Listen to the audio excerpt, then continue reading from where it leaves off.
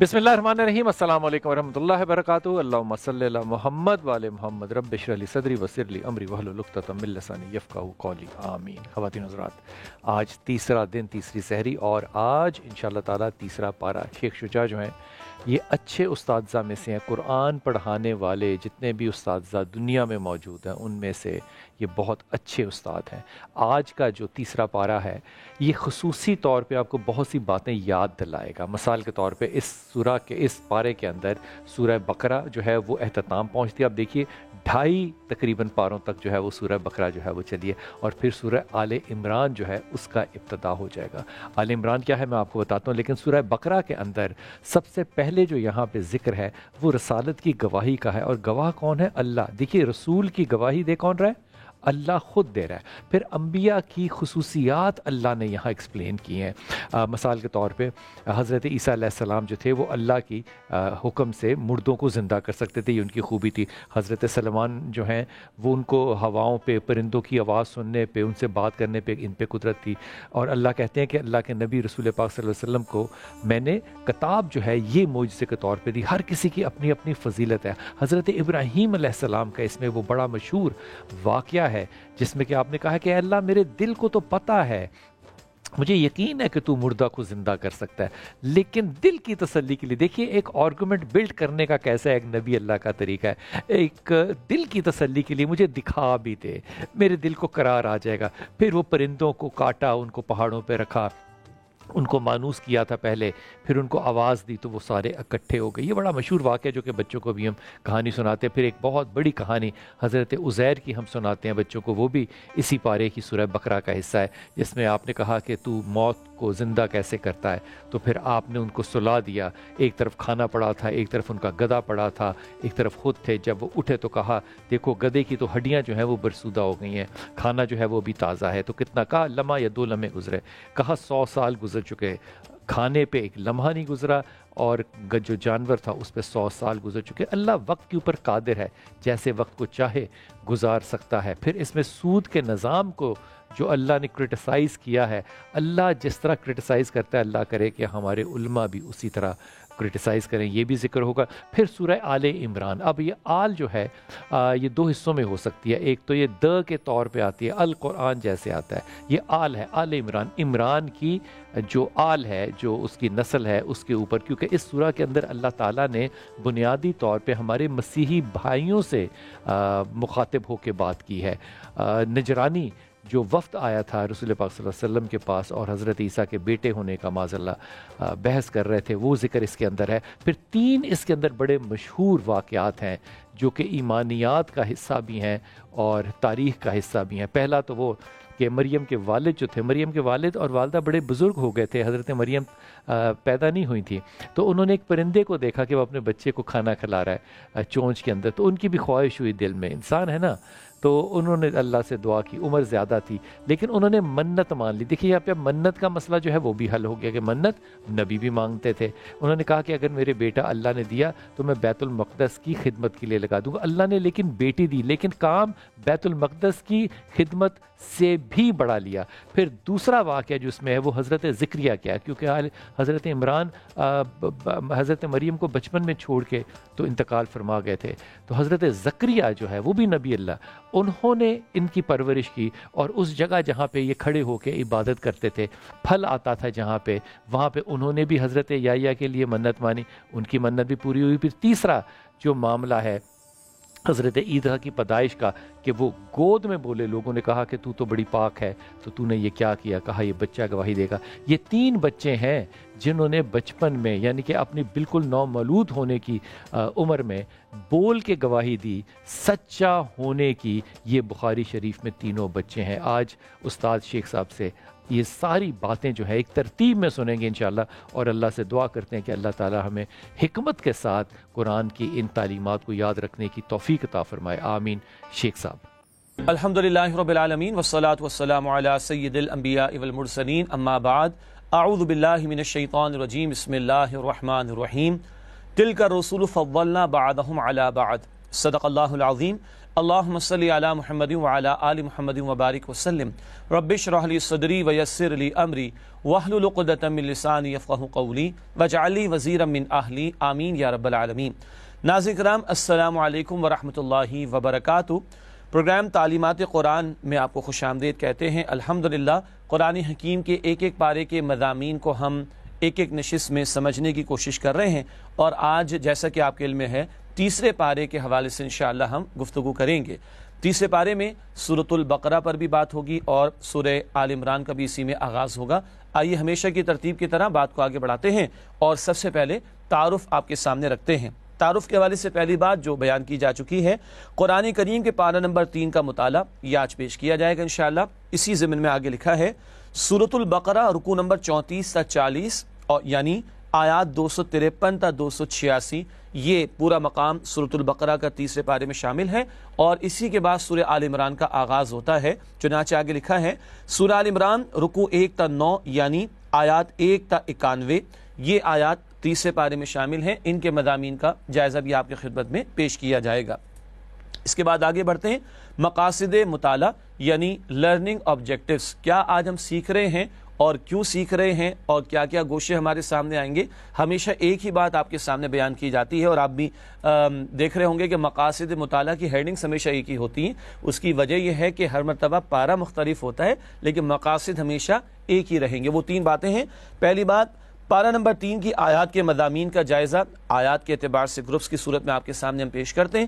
پھر منتخب آیات کا مطالعہ، سلیکٹڈ آیات جس میں بہت پیارے پہلو ہوتے ہیں، علمی نکات کے حوالے سے بھی اور خاص طور پر عملی ہدایات کے حوالے سے ان کا ذکر بھی ہوگا۔ اور اگلی بات ہے مقاصد مطالعہ کے حوالے سے زیر مطالعہ آیات میں بیان شدہ اہم اوامر و نواہی کا تذکرہ یعنی ڈوز اینڈ ڈونٹس آج کے پارے میں بھی اس کے حوالے سے آپ کے سامنے ذکر کریں گے انشاءاللہ تعالی۔ ناظرین کرام، اس کے بعد بات کو آگے بڑھاتے ہیں اور تعلیمات قرآن سیریز میں آج پارہ نمبر 3 ہے۔ آئیے اس کی آیات کا تجزیہ آپ کے سامنے رکھتے ہیں۔ پہلے سورۃ البقرہ کی آیات کا تجزیہ، کیونکہ اس سورت کی کافی آیات تیسرے پارے میں شامل ہیں۔ آئیے مطالعہ شروع کر رہے ہیں ہم آیت نمبر 253 سے۔ ذکر آیا انسان مجبور محض نہیں، مراد اللہ تعالیٰ نے بندے کو اختیار دیا ہے، البتہ بندہ جس طرف چلنا چاہے گا اللہ تعالیٰ اسی کی توفیق بھی دے دیں گے، اب وہ چاہے خیر کی طرف چلے چاہے وہ شر کی طرف چلے۔ اس کے بعد آیت نمبر 254، نجات اخروی کے لیے چور دروازوں کی نفی، مراد یہ ہے کہ اس مقام پر بتایا گیا کہ کل کی تیاری آج کر لو، کل کوئی دوستی، جھوٹی سفارش، کوئی تعلقات، مدد کہیں سے نہیں ملے گی، آج عمل کا موقع ہے، کل کے چور دروازوں پر پابندی لگا دی گئی۔ اس کے بعد آیت نمبر 255، آیت الکرسی، توحید باری تعالیٰ کا خزانہ، اللہ تعالیٰ کی توحید کا بڑا جامع بیان، 10 جملے ایک ہی آیت الکرسی میں جو قرآن حکیم کے عظیم ترین آیت ہے، اللہ تعالیٰ کی ذات اور اللہ تعالیٰ کی صفات اور اللہ تعالیٰ کی عظمتوں کو بیان اس مقام پر عطا ہوا۔ پھر آیات 256 تا 257، کسی کو اسلام قبول کرنے پر مجبور نہیں کیا جائے گا، قبول اسلام میں جبر نہیں، لا اکراہ فی الدین، دین میں کوئی جبر نہیں، مراد قبول کرانے میں یعنی جبرن کسی کو مسلمان نہیں بنایا جائے گا۔ اس حوالے سے بات بالکل واضح، جو چاہے شکر گزار بنے، جو چاہے ناشکرہ بنے، البتہ مختصراً ایک بات کہ جو قبول کر چکا اس سے دین اسلام کے تقاضوں پر پابندی کرائی جائے گی، مثلا نماز کی پابندی کرایا جانا۔ اس کے بعد آیت نمبر 258، نمرود پر اتمام حجت، ابراہیم علیہ السلام کا مکالمہ ہے نمرود کے دربار میں وقت بادشاہ کے سامنے، اور توحید کے ایسے کھلے دلائل اس کے سامنے پیش کی کہ وہ حقہ بکا رہ گیا۔ پھر آیت نمبر 259، اللہ مردوں کو کیسے زندہ کرے گا، ایک پورا مشاہدہ اللہ سبحانہ و تعالیٰ نے کرایا۔ حضرت عزیر علیہ السلام، یہ مفسرین نے نقل فرمایا، ایک بستی مردہ تھی، اللہ تعالیٰ نے ان کی نگاہوں کے سامنے، عزیر علیہ السلام کی نگاہوں کے سامنے ایک گدھا تھا، اس کو بھی زندگی عطا فرما دی، اور 100 برس گزر گئے اور کھانا ویسے کا ویسا محفوظ رہا، اللہ نے اپنی قدرتوں کا اظہار فرمایا۔ پھر آیت نمبر 260، حضرت ابراہیم علیہ السلام کے لیے اطمینان قلب کا سامان، 4 پرندوں کا مشہور واقعہ، انہیں ذبح کیا گیا اور ان کا مکسچر بنایا گیا اور 4 پہاڑیوں پر رکھ دیا گیا، اللہ کے حکم سے ہر پرندہ زندہ ہو کر دوڑتا چلا آیا، یوں اللہ تعالیٰ نے مشاہدات کرائے ابراہیم علیہ السلام کو۔ پھر آیات 261 تا 273 انفاق فی سبیل اللہ کے بیان پر قرآن حکیم کا نقطہ عروج، یہ 2 رکوع ہیں، البقرہ آیات 261 تا 273، انفاق فی سبیل اللہ، کیا ہے، اس کی عظمت کیا ہے، اس کی برکت کیا ہے، اخلاص کی اہمیت کیا ہے، دکھاوے کا برا انجام کیا ہوگا، تمہارے انفاق کے سب سے بڑھ کر مستحق کون، اور انفاق کا اجر کس قدر زیادہ ہے، یہ سارے مباحث ان 2 رکوعوں میں اللہ سبحانہ و تعالیٰ نے عطا فرمائے۔ ایک نقطہ منتخب آیات کے مطالعے میں آپ کے سامنے رکھیں گے انشاءاللہ۔ پھر آیات 275 تا 276، فاضل سرمایے کا اعلیٰ اور گھٹیا استعمال۔ اللہ نے مال دیا، بچت ہے آپ کے میرے پاس، بہترین استعمال ہے اللہ کی راہ میں لگاؤ، انفاق فی سبیل اللہ، اور بدترین استعمال کیا ہے، سود کے دھندے پر کوئی لگا کر سود کمانے کی کوشش کرے جو کہ حرام۔ پھر آیت نمبر 277، نماز اور زکوٰۃ معاملات کی درستگی کا ذریعہ۔ اللہ والے ایمان والے وہ ہیں جو نماز قائم کرتے ہیں، زکوٰۃ ادا کرتے ہیں۔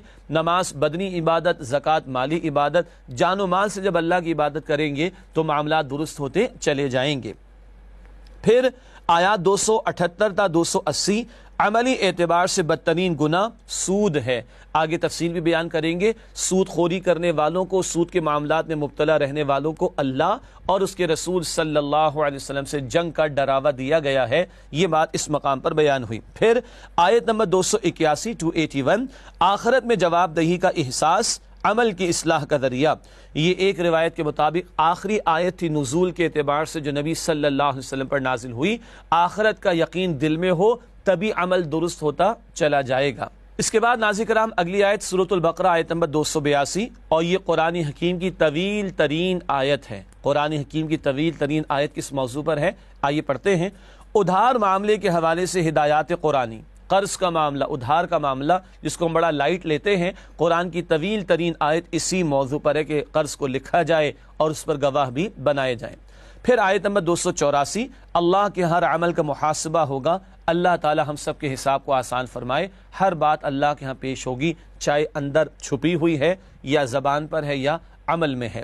پھر البقرہ کی آخری 2 آیات 285 اور 286، عرش الہی کے 2 خزانے، معراج کی شب یہ دعائیں اور یہ آیات اللہ کے پیغمبر علیہ السلام کو عطا ہوئیں، آخری 2 آیات البقرہ کی جن میں وہ دعائیں بھی، وَاعْفُ عَنَّا وَاغْفِرْ لَنَا وَارْحَمْنَا، یہ عرش الہی کے 2 خزانے معراج کی شب نبی اکرم علیہ السلام کو عطا ہوئے۔ ناظرین کرام الحمدللہ تیسرے پارے میں البقرہ کی جو آیات تھی ان کے مضامین کا تجزیہ آپ کے سامنے پیش کیا گیا۔ اب انہی آیات میں سے چند منتخب آیات کا مطالعہ آپ کے سامنے رکھیں گے، تیسرا پارہ اور البقرہ کی چند منتخب آیات۔ سب سے پہلے آیت نمبر 254، مہلت سے فائدہ اٹھا لو۔ ارشاد ہوا، یا ایھا الذین آمنوا انفقوا مما رزقناکم من قبل ان یأتی یوم لا بیع فیہ ولا خلۃ ولا شفاعۃ والکافرون هم الظالمون۔ ترجمہ، اے ایمان والو، جو مال ہم نے تم کو دیا ہے اس میں سے اس دن کے آنے سے پہلے پہلے خرچ کر لو جس میں نہ اعمال کا سودا ہو اور نہ دوستی اور سفارش ہو سکے، اور کفر کرنے والے لوگ ظالم ہیں۔ اللہ اکبر۔ مہلت عمل کسی وقت بھی ختم ہو سکتی ہے، گویا ناؤ اینڈ نیور والی، جسٹ ڈو اٹ والی بات ہے، آج ہی تیاری کرو کل کی ہمیشہ کی زندگی کی۔ دوسرا نقطہ، آخرت کی تیاری نہ کرنا عملی اعتبار سے کافرانہ روش ہے، والکافرون هم الظالمون۔ اور نوٹ کیجئے گا یا ایمان والوں سے خطاب ہے، آیت کے شروع میں اے ایمان والو اور آخر فرمایا کافر ہی ظالم ہے۔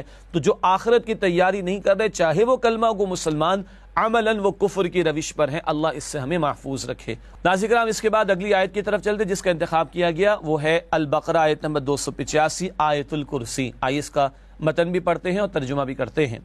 اللہ لا الہ الا ھو الحی القیوم لا تأخذہ سنۃ ولا نوم لہ ما فی السماوات وما فی الارض من ذا الذی یشفع عنده الا بإذنہ یعلم ما بین ایدیہم وما خلفہم ولا یحیطون بشیء من علمہ الا بما شاء وسع کرسیہ السماوات والارض ولا یؤودہ حفظہما وہو العلی العظیم۔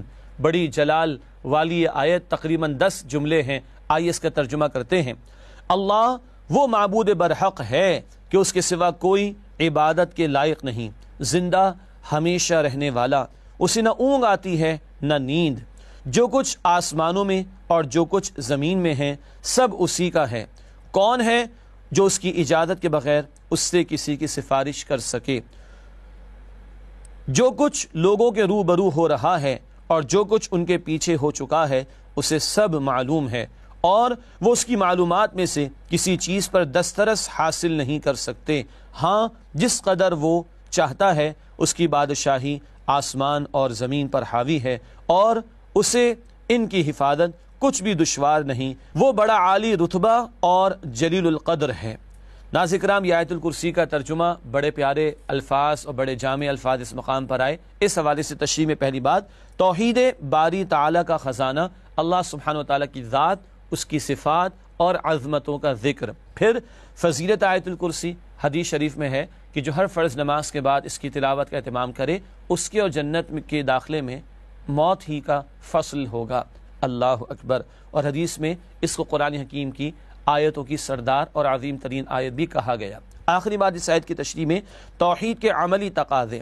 اللہ وہ ہے جو الحی اور القیوم ہے، اس کی ذات پر یقین رکھنا، وہ سب کو جانتا ہے، احساس رکھنا کل وہ پوچھے گا بھی، کائنات کی بادشاہت اسی کے لیے ہے، تو تم اس کے بندے بنو، خدائی کے دعوے کرنے کی، من چاہی زندگی بسر کرنے کی کوشش نہ کرو۔ اس کے بعد اگلی آیت جس کا انتخاب کیا گیا، البقرہ آیت نمبر 261، انفاق کا اجر بیان ہوا ہے۔ اس مقام پر ارشاد ہوا، مثل الذین ينفقون اموالهم في سبيل الله كمثل حبة انبتت 7 سنابل في كل سنبلة 100 حبة والله يضاعف لمن يشاء والله واسع علیم۔ ترجمہ کرتے اس آیت کا ارشاد ہوا، جو لوگ اپنا مال اللہ کی راہ میں خرچ کرتے ہیں، ان کے مال کی مثال اس دانے کی سی ہے جس سے 7 بالیں اگیں اور ہر ایک بال میں 100 دانے ہوں، اور اللہ جس کے مال کو چاہتا ہے زیادہ کرتا ہے، وہ بڑی کشائش والا اور سب کچھ جاننے والا ہے۔ یہ ترجمہ البقرہ آیت نمبر 261 کا انفاق کا اجر بیان ہو رہا ہے۔ موضوع ہے انفاق فی سبیل اللہ۔ اور یہاں ایک اور نقطہ سمجھ لینے کی ضرورت ہے، انفاق فی سبیل اللہ ایک مجموعی اصطلاح ہے، اس کے 2 بڑے بڑے حصے ہیں۔ آگے لکھا ہے صدقہ اور قرض حسن۔ صدقہ عام طور پر وہ مال ہے جو بندوں کی حاجات پر خرچ کیا جاتا ہے، اور صدقے کی فرض شکل وہ زکوٰۃ ہے۔ سورہ توبہ آیت نمبر 60 میں جہاں زکوٰۃ کے 8 مصارف کا بیان، کہاں کہاں زکوٰۃ خرچ ہوگی، وہاں صدقات کا لفظ آیا۔ تو صدقہ وہ مال جو عام طور پر بندوں کی حاجات کے لیے خرچ کیا جائے، اور اس کی فرض شکل زکوٰۃ ہے، واجب شکل صدقہ فطر ہے، اور پھر نفلی صدقات بھی ہیں۔ قرض حسن بھی قرآن کی اصطلاح ہے۔ یہ وہ مال ہے جو اللہ کے دین کی نشر و اشاعت، اللہ کے دین کے نفاذ اور اللہ کے کلمے کی سربلندی کے لیے خرچ کیا جائے، قرض حسن قرآن اس کو کہتا ہے۔ ان دونوں کا مجموعہ انفاق فی سبیل اللہ کہلاتا ہے۔ مزید آگے لکھا ہے، ثواب میں اضافہ خلوص اور حالات کی بنیاد پر، یعنی 7 بالیں اگیں اور ہر بال میں 100 دانے ہوں، یہ 700 گنا ہوا، 700 ٹائمز۔ اور آگے ذکر آتا ہے واللہ یضاعف لمن یشاء، اللہ جس کے لیے چاہتا ہے اور بڑھا دیتا ہے۔ تو جتنا بندہ خلوص کے ساتھ اللہ کی راہ میں مال پیش کرے، جتنے مشکل حالات میں پیش کرے، اس کے اعتبار سے اس کا اجر بڑھتا چلا جائے گا۔ اور یہ ریٹ ساری دنیا مل کر بھی آفر نہیں کر سکتی، جو رب نے آفر کیا تو بینک آف اللہ انلمیٹڈ میں لگانا چاہیے، 700 گنا، اور اس سے بڑھ کر بھی اللہ عطا فرمائے گا۔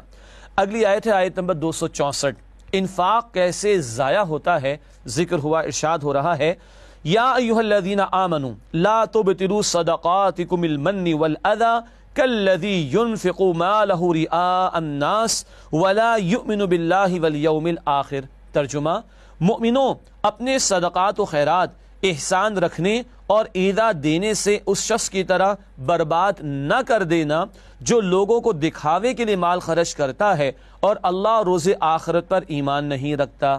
ضائع کیسے ہو جاتا ہے انفاق؟ ایذا پہنچانے سے، احسان جتانا، تکلیف پہنچانا۔ آگے ذکر ہے، لکھا ہے انفاق کی حفاظت ضروری ہے۔ مال خرچ تو کیا، اب اس خرچ کرنے کے بعد اس انفاق کی حفاظت ضروری ہے۔ لکھا ہے احسان جتانے اور تکلیف دینے سے انفاق ضائع ہو جاتا ہے۔ کسی کو جتانا کہ فلاں موقع پر میں نے مدد کی تھی، یا دھتکار کر دینے کی کوشش کرنا، ایسی گھٹیا حرکتوں سے انفاق ضائع ہو جاتا ہے۔ اللہ اس سے ہم سب کی حفاظت فرمائے۔ اگلی آیت ہے البقرہ آیت نمبر 268، رحمان اور شیطان کی دعوت، یعنی کنٹراسٹ کے طور پر یہ بات آ رہی ہے۔ ارشاد ہوا، الشیطان یعیدکم الفقر ویأمرکم بالفحشاء واللہ یعیدکم مغفرۃ منہ وفضلا۔ ترجمہ، اور دیکھنا شیطان کا کہنا نہ ماننا، وہ تمہیں تنگ دستی کا خوف دلاتا اور بے حیائی کے کام کرنے کو کہتا ہے، اور اللہ تم سے اپنی بخشش اور رحمت کا وعدہ کرتا ہے، اور اللہ بڑی کشائش والا اور سب کچھ جاننے والا ہے۔ یہ ہے البقرہ آیت نمبر 268 کا ترجمہ۔ بات واضح ہے۔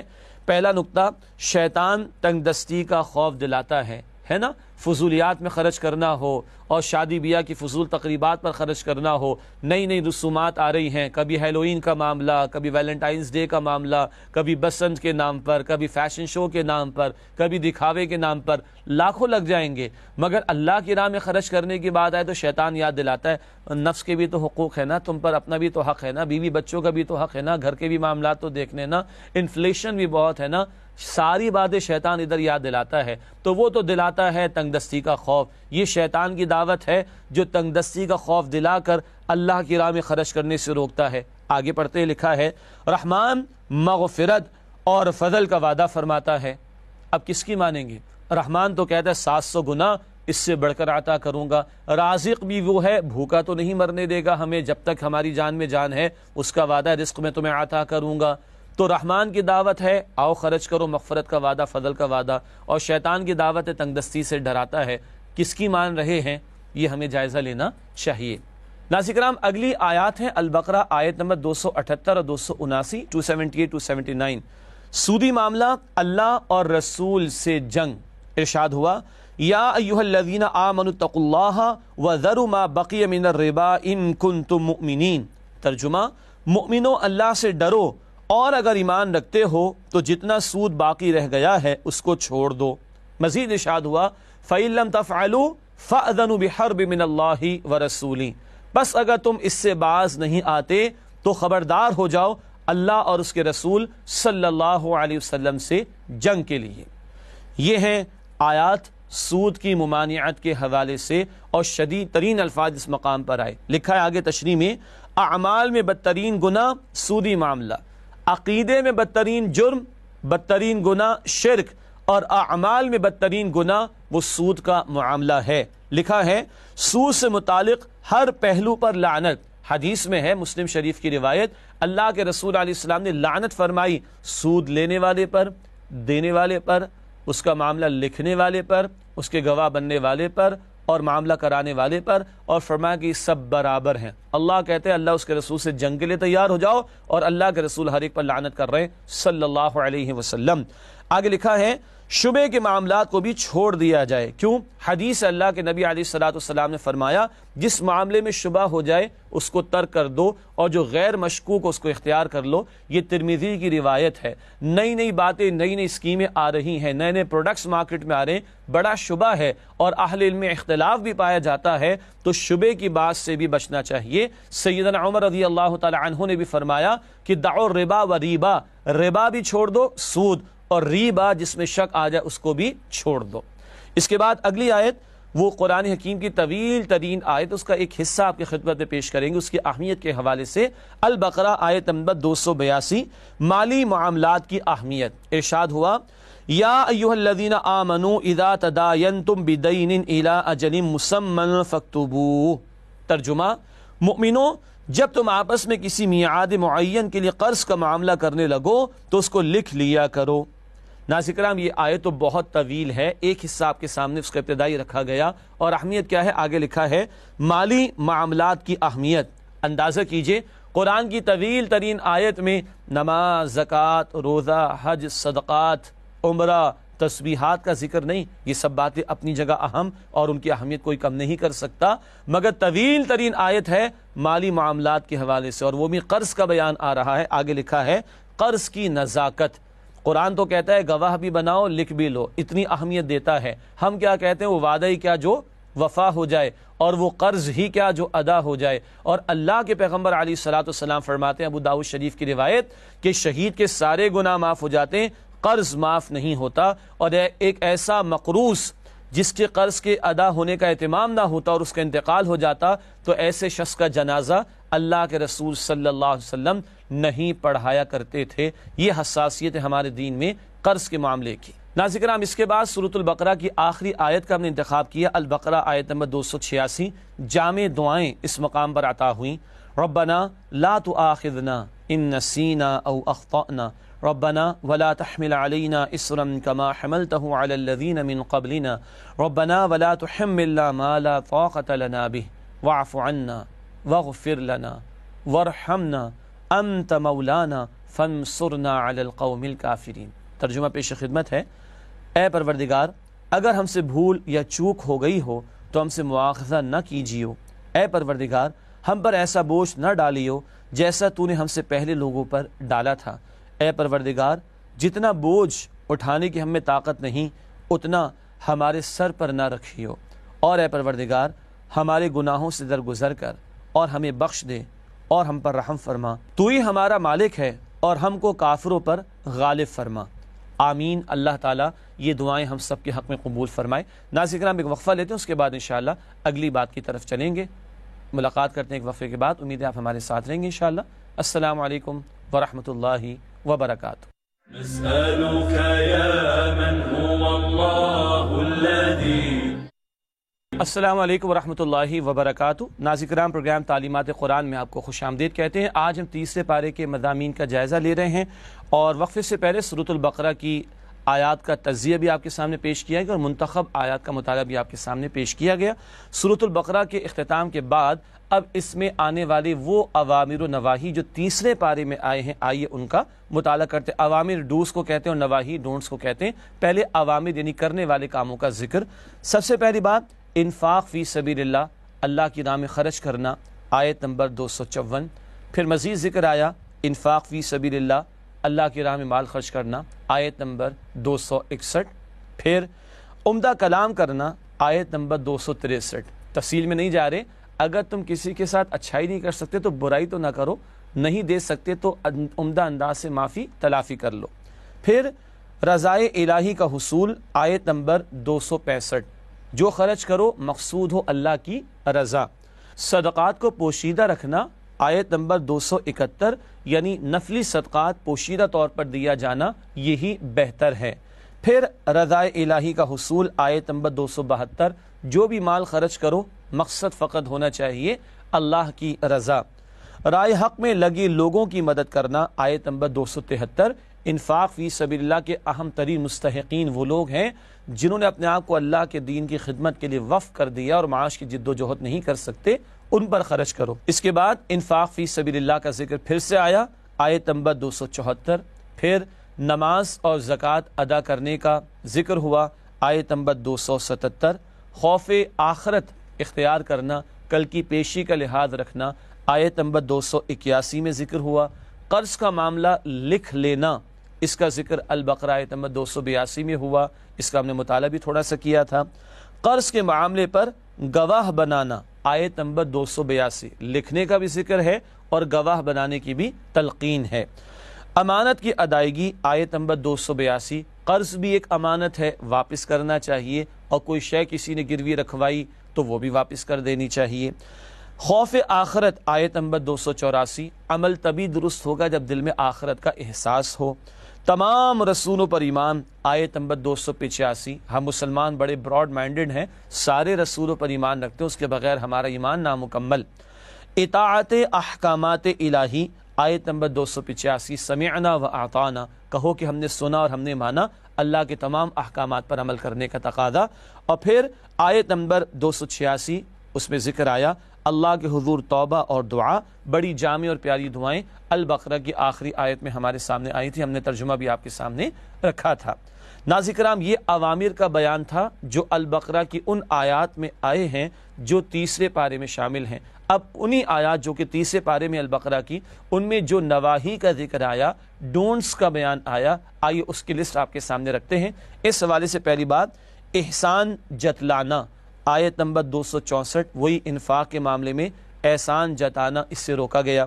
دکھاوا، آیت نمبر 264، ریاکاری، دکھاوا، یہ وہ لوگ ہیں جن کا اللہ اور آخرت پر ایمان نہیں ہوتا، اللہ اس سے ہمیں محفوظ رکھے۔ پھر بخل یعنی کنجوسی، اس سے روکا گیا ہے ہمارے دین میں، آیت نمبر 268 میں ذکر ہے۔ بے حیائی اس سے روکا گیا ہے، آیت نمبر 268 میں ہی ذکر آیا، اور وہ شیطان ہے جو بے حیائی کے دھندوں پر لگاتا اور انفاق فی سبیل اللہ سے روکتا ہے۔ لوگوں سے لپٹ کر سوال کرنا، آیت نمبر 273، یہ ایسا کام ہے جس سے روکا گیا ہے اور منع کیا گیا ہے، بلا ضرورت سوال کرنے سے منع فرمایا گیا ہے۔ اور سودی معاملہ، اللہ اور رسول صلی اللہ علیہ وسلم سے اعلان جنگ، یہ آیت نمبر 279 میں بات آئی۔ اللہ تعالیٰ سود کے ہر پہلو اور معاملے سے ہماری حفاظت فرمائے۔ ناظرین کرام، الحمدللہ سورہ البقرہ میں آنے والے اوامر اور نواہی کا بیان مکمل ہوا۔ نسألك يا من هو الله الذي آگے چلتے ہیں اور اب سورہ آل عمران کا مطالعہ شروع کرتے ہیں۔ سورہ آل عمران کی آیات کا تجزیہ سب سے پہلے آپ کے سامنے رکھیں گے۔ تیسرے پارے میں آیت نمبر 91 تک سورہ آل عمران کی آیات شامل ہیں۔ آئیے سورہ آل عمران کی آیات کا تجزیہ اور اس کے مضامین کا جائزہ آپ کے سامنے پیش کرتے ہیں۔ سب سے پہلے سورہ آل عمران آیات 1 تا 6، ذات و صفات باری تعالی کا بیان۔ اللہ سبحانہ و تعالیٰ کی ذات اور اللہ کی صفات کا ذکر آیا۔ اللہ تعالیٰ ہی خالق ہے اور عمدگی کے ساتھ تخلیق فرمانے والا ہے، اور وہی غالب حکمت والا ہے۔ اس کی عظمتوں کا آل عمران کی پہلی 6 آیات میں بیان آیا۔ پھر آیات 7 تا 9، فتنہ پیدا کرنے والوں کا طرز عمل۔ اس مقام پر 2 قسم کی آیات کا بیان آیا۔ ایک کو محکمات کہتے ہیں، وہ آیات جو بالکل واضح ہیں، جن کے معنی واضح ہیں، نماز ادا کرو، والدین کے ساتھ اس سے سلوک کرو۔ اور کچھ آیات متشابہات جن کو کہا گیا، جن کے معنی واضح نہیں ہیں، مثلا اللہ کی کرسی، اللہ کا چہرہ، یہ متشابہات میں سے ہیں۔ ایمان والے سب پر ایمان رکھتے ہیں، مگر جن کے دل میں ٹیڑھ ہوتا ہے، جن کے باطن میں خبث اور گندگی ہوتی ہے، وہ متشابہات کے پیچھے پڑتے ہیں۔ تو یہاں فتنہ پیدا کرنے والوں کے طرز عمل کا ذکر ہوا ہے۔ پھر آیات 10 تا 13 کفار کے لیے وعید یعنی ڈراوا بیان کیا گیا۔ وہ لوگ کہ جو نبی اکرم علیہ السلام کی مخالفت کر رہے ہیں، خاص طور پر یہود کا ذکر بھی ہو رہا ہے، ان کو دردناک انجام سے خبردار کیا گیا ہے۔ اس کے بعد آیات 14 تا 17، یہاں یہ ذکر بھی آیا کہ مال کی محبت، بیویوں کی محبت، جانوروں کی محبت، پیداوار کی محبت، ان محبتوں میں لوگ ڈوب جاتے ہیں، حالانکہ دنیا تو ایک آزمائش کا مقام ہے، اصل زندگی وہ آخرت کی ہے۔ یہ تصور دنیا ورسز آخرت اس مقام پر عطا کیا گیا ہے۔ پھر آیت نمبر 18، اللہ کی شان خاص قیام عدل، قائما بالقسط، اللہ کی شان ہے کہ وہ قسط یعنی عدل کا قائم کرنے والا ہے، اس کا تذکرہ اس مقام پر ہوا۔ ناظرین کرام، اس کے بعد اگلی آیت سورہ آل عمران آیت نمبر 19، اللہ کے نزدیک دین صرف اسلام ہے، اللہ کے ہاں قابل قبول نظام زندگی صرف اسلام ہے۔ پھر آیت نمبر 20، اسلام کا راستہ ہی ہدایت کا راستہ ہے، ہدایت اسی کے لیے ہے، ہدایت پر وہی ہوگا جو اسلام کے راستے کو اختیار کرے، جو اب رسول اللہ صلی اللہ علیہ وسلم کے ذریعے رہتی دنیا تک کے لیے عطا ہوا۔ پھر اس کے بعد آیت نمبر 21 سے 25 تک آیات ہیں، اہل کتاب کے جرائم کا بیان، مخالفت حق پر یہ ڈٹے ہوئے ہیں، اللہ کی کتاب میں تحریف، اللہ کی کتاب کو پس پوچھ ڈالنا، جانتے بوجھتے حق کو رد کرنا، اس کا تذکرہ بھی آیا ہے۔ اس کے بعد آیت نمبر 26 تا 27 اللہ کی عظمتوں کو بیان، اللہم مالک الملک، مشہور آیات ہیں، اللہ ہی بادشاہ ہے کل کائنات کا، کل اختیار اسی کے پاس، وہی جس کو چاہے عزت دے، جس کو چاہے رسوا کر دے، اللہ تعالیٰ کی عظمتوں کا ذکر آیا۔ پھر آیت نمبر 28، مؤمن کافروں کو مومنین کے مقابلے میں دوست نہ بنائیں، ایمان والوں کی دلی دوستی ایمان والوں سے ہی ہو سکتی ہے، کافروں سے نہیں ہو سکتی۔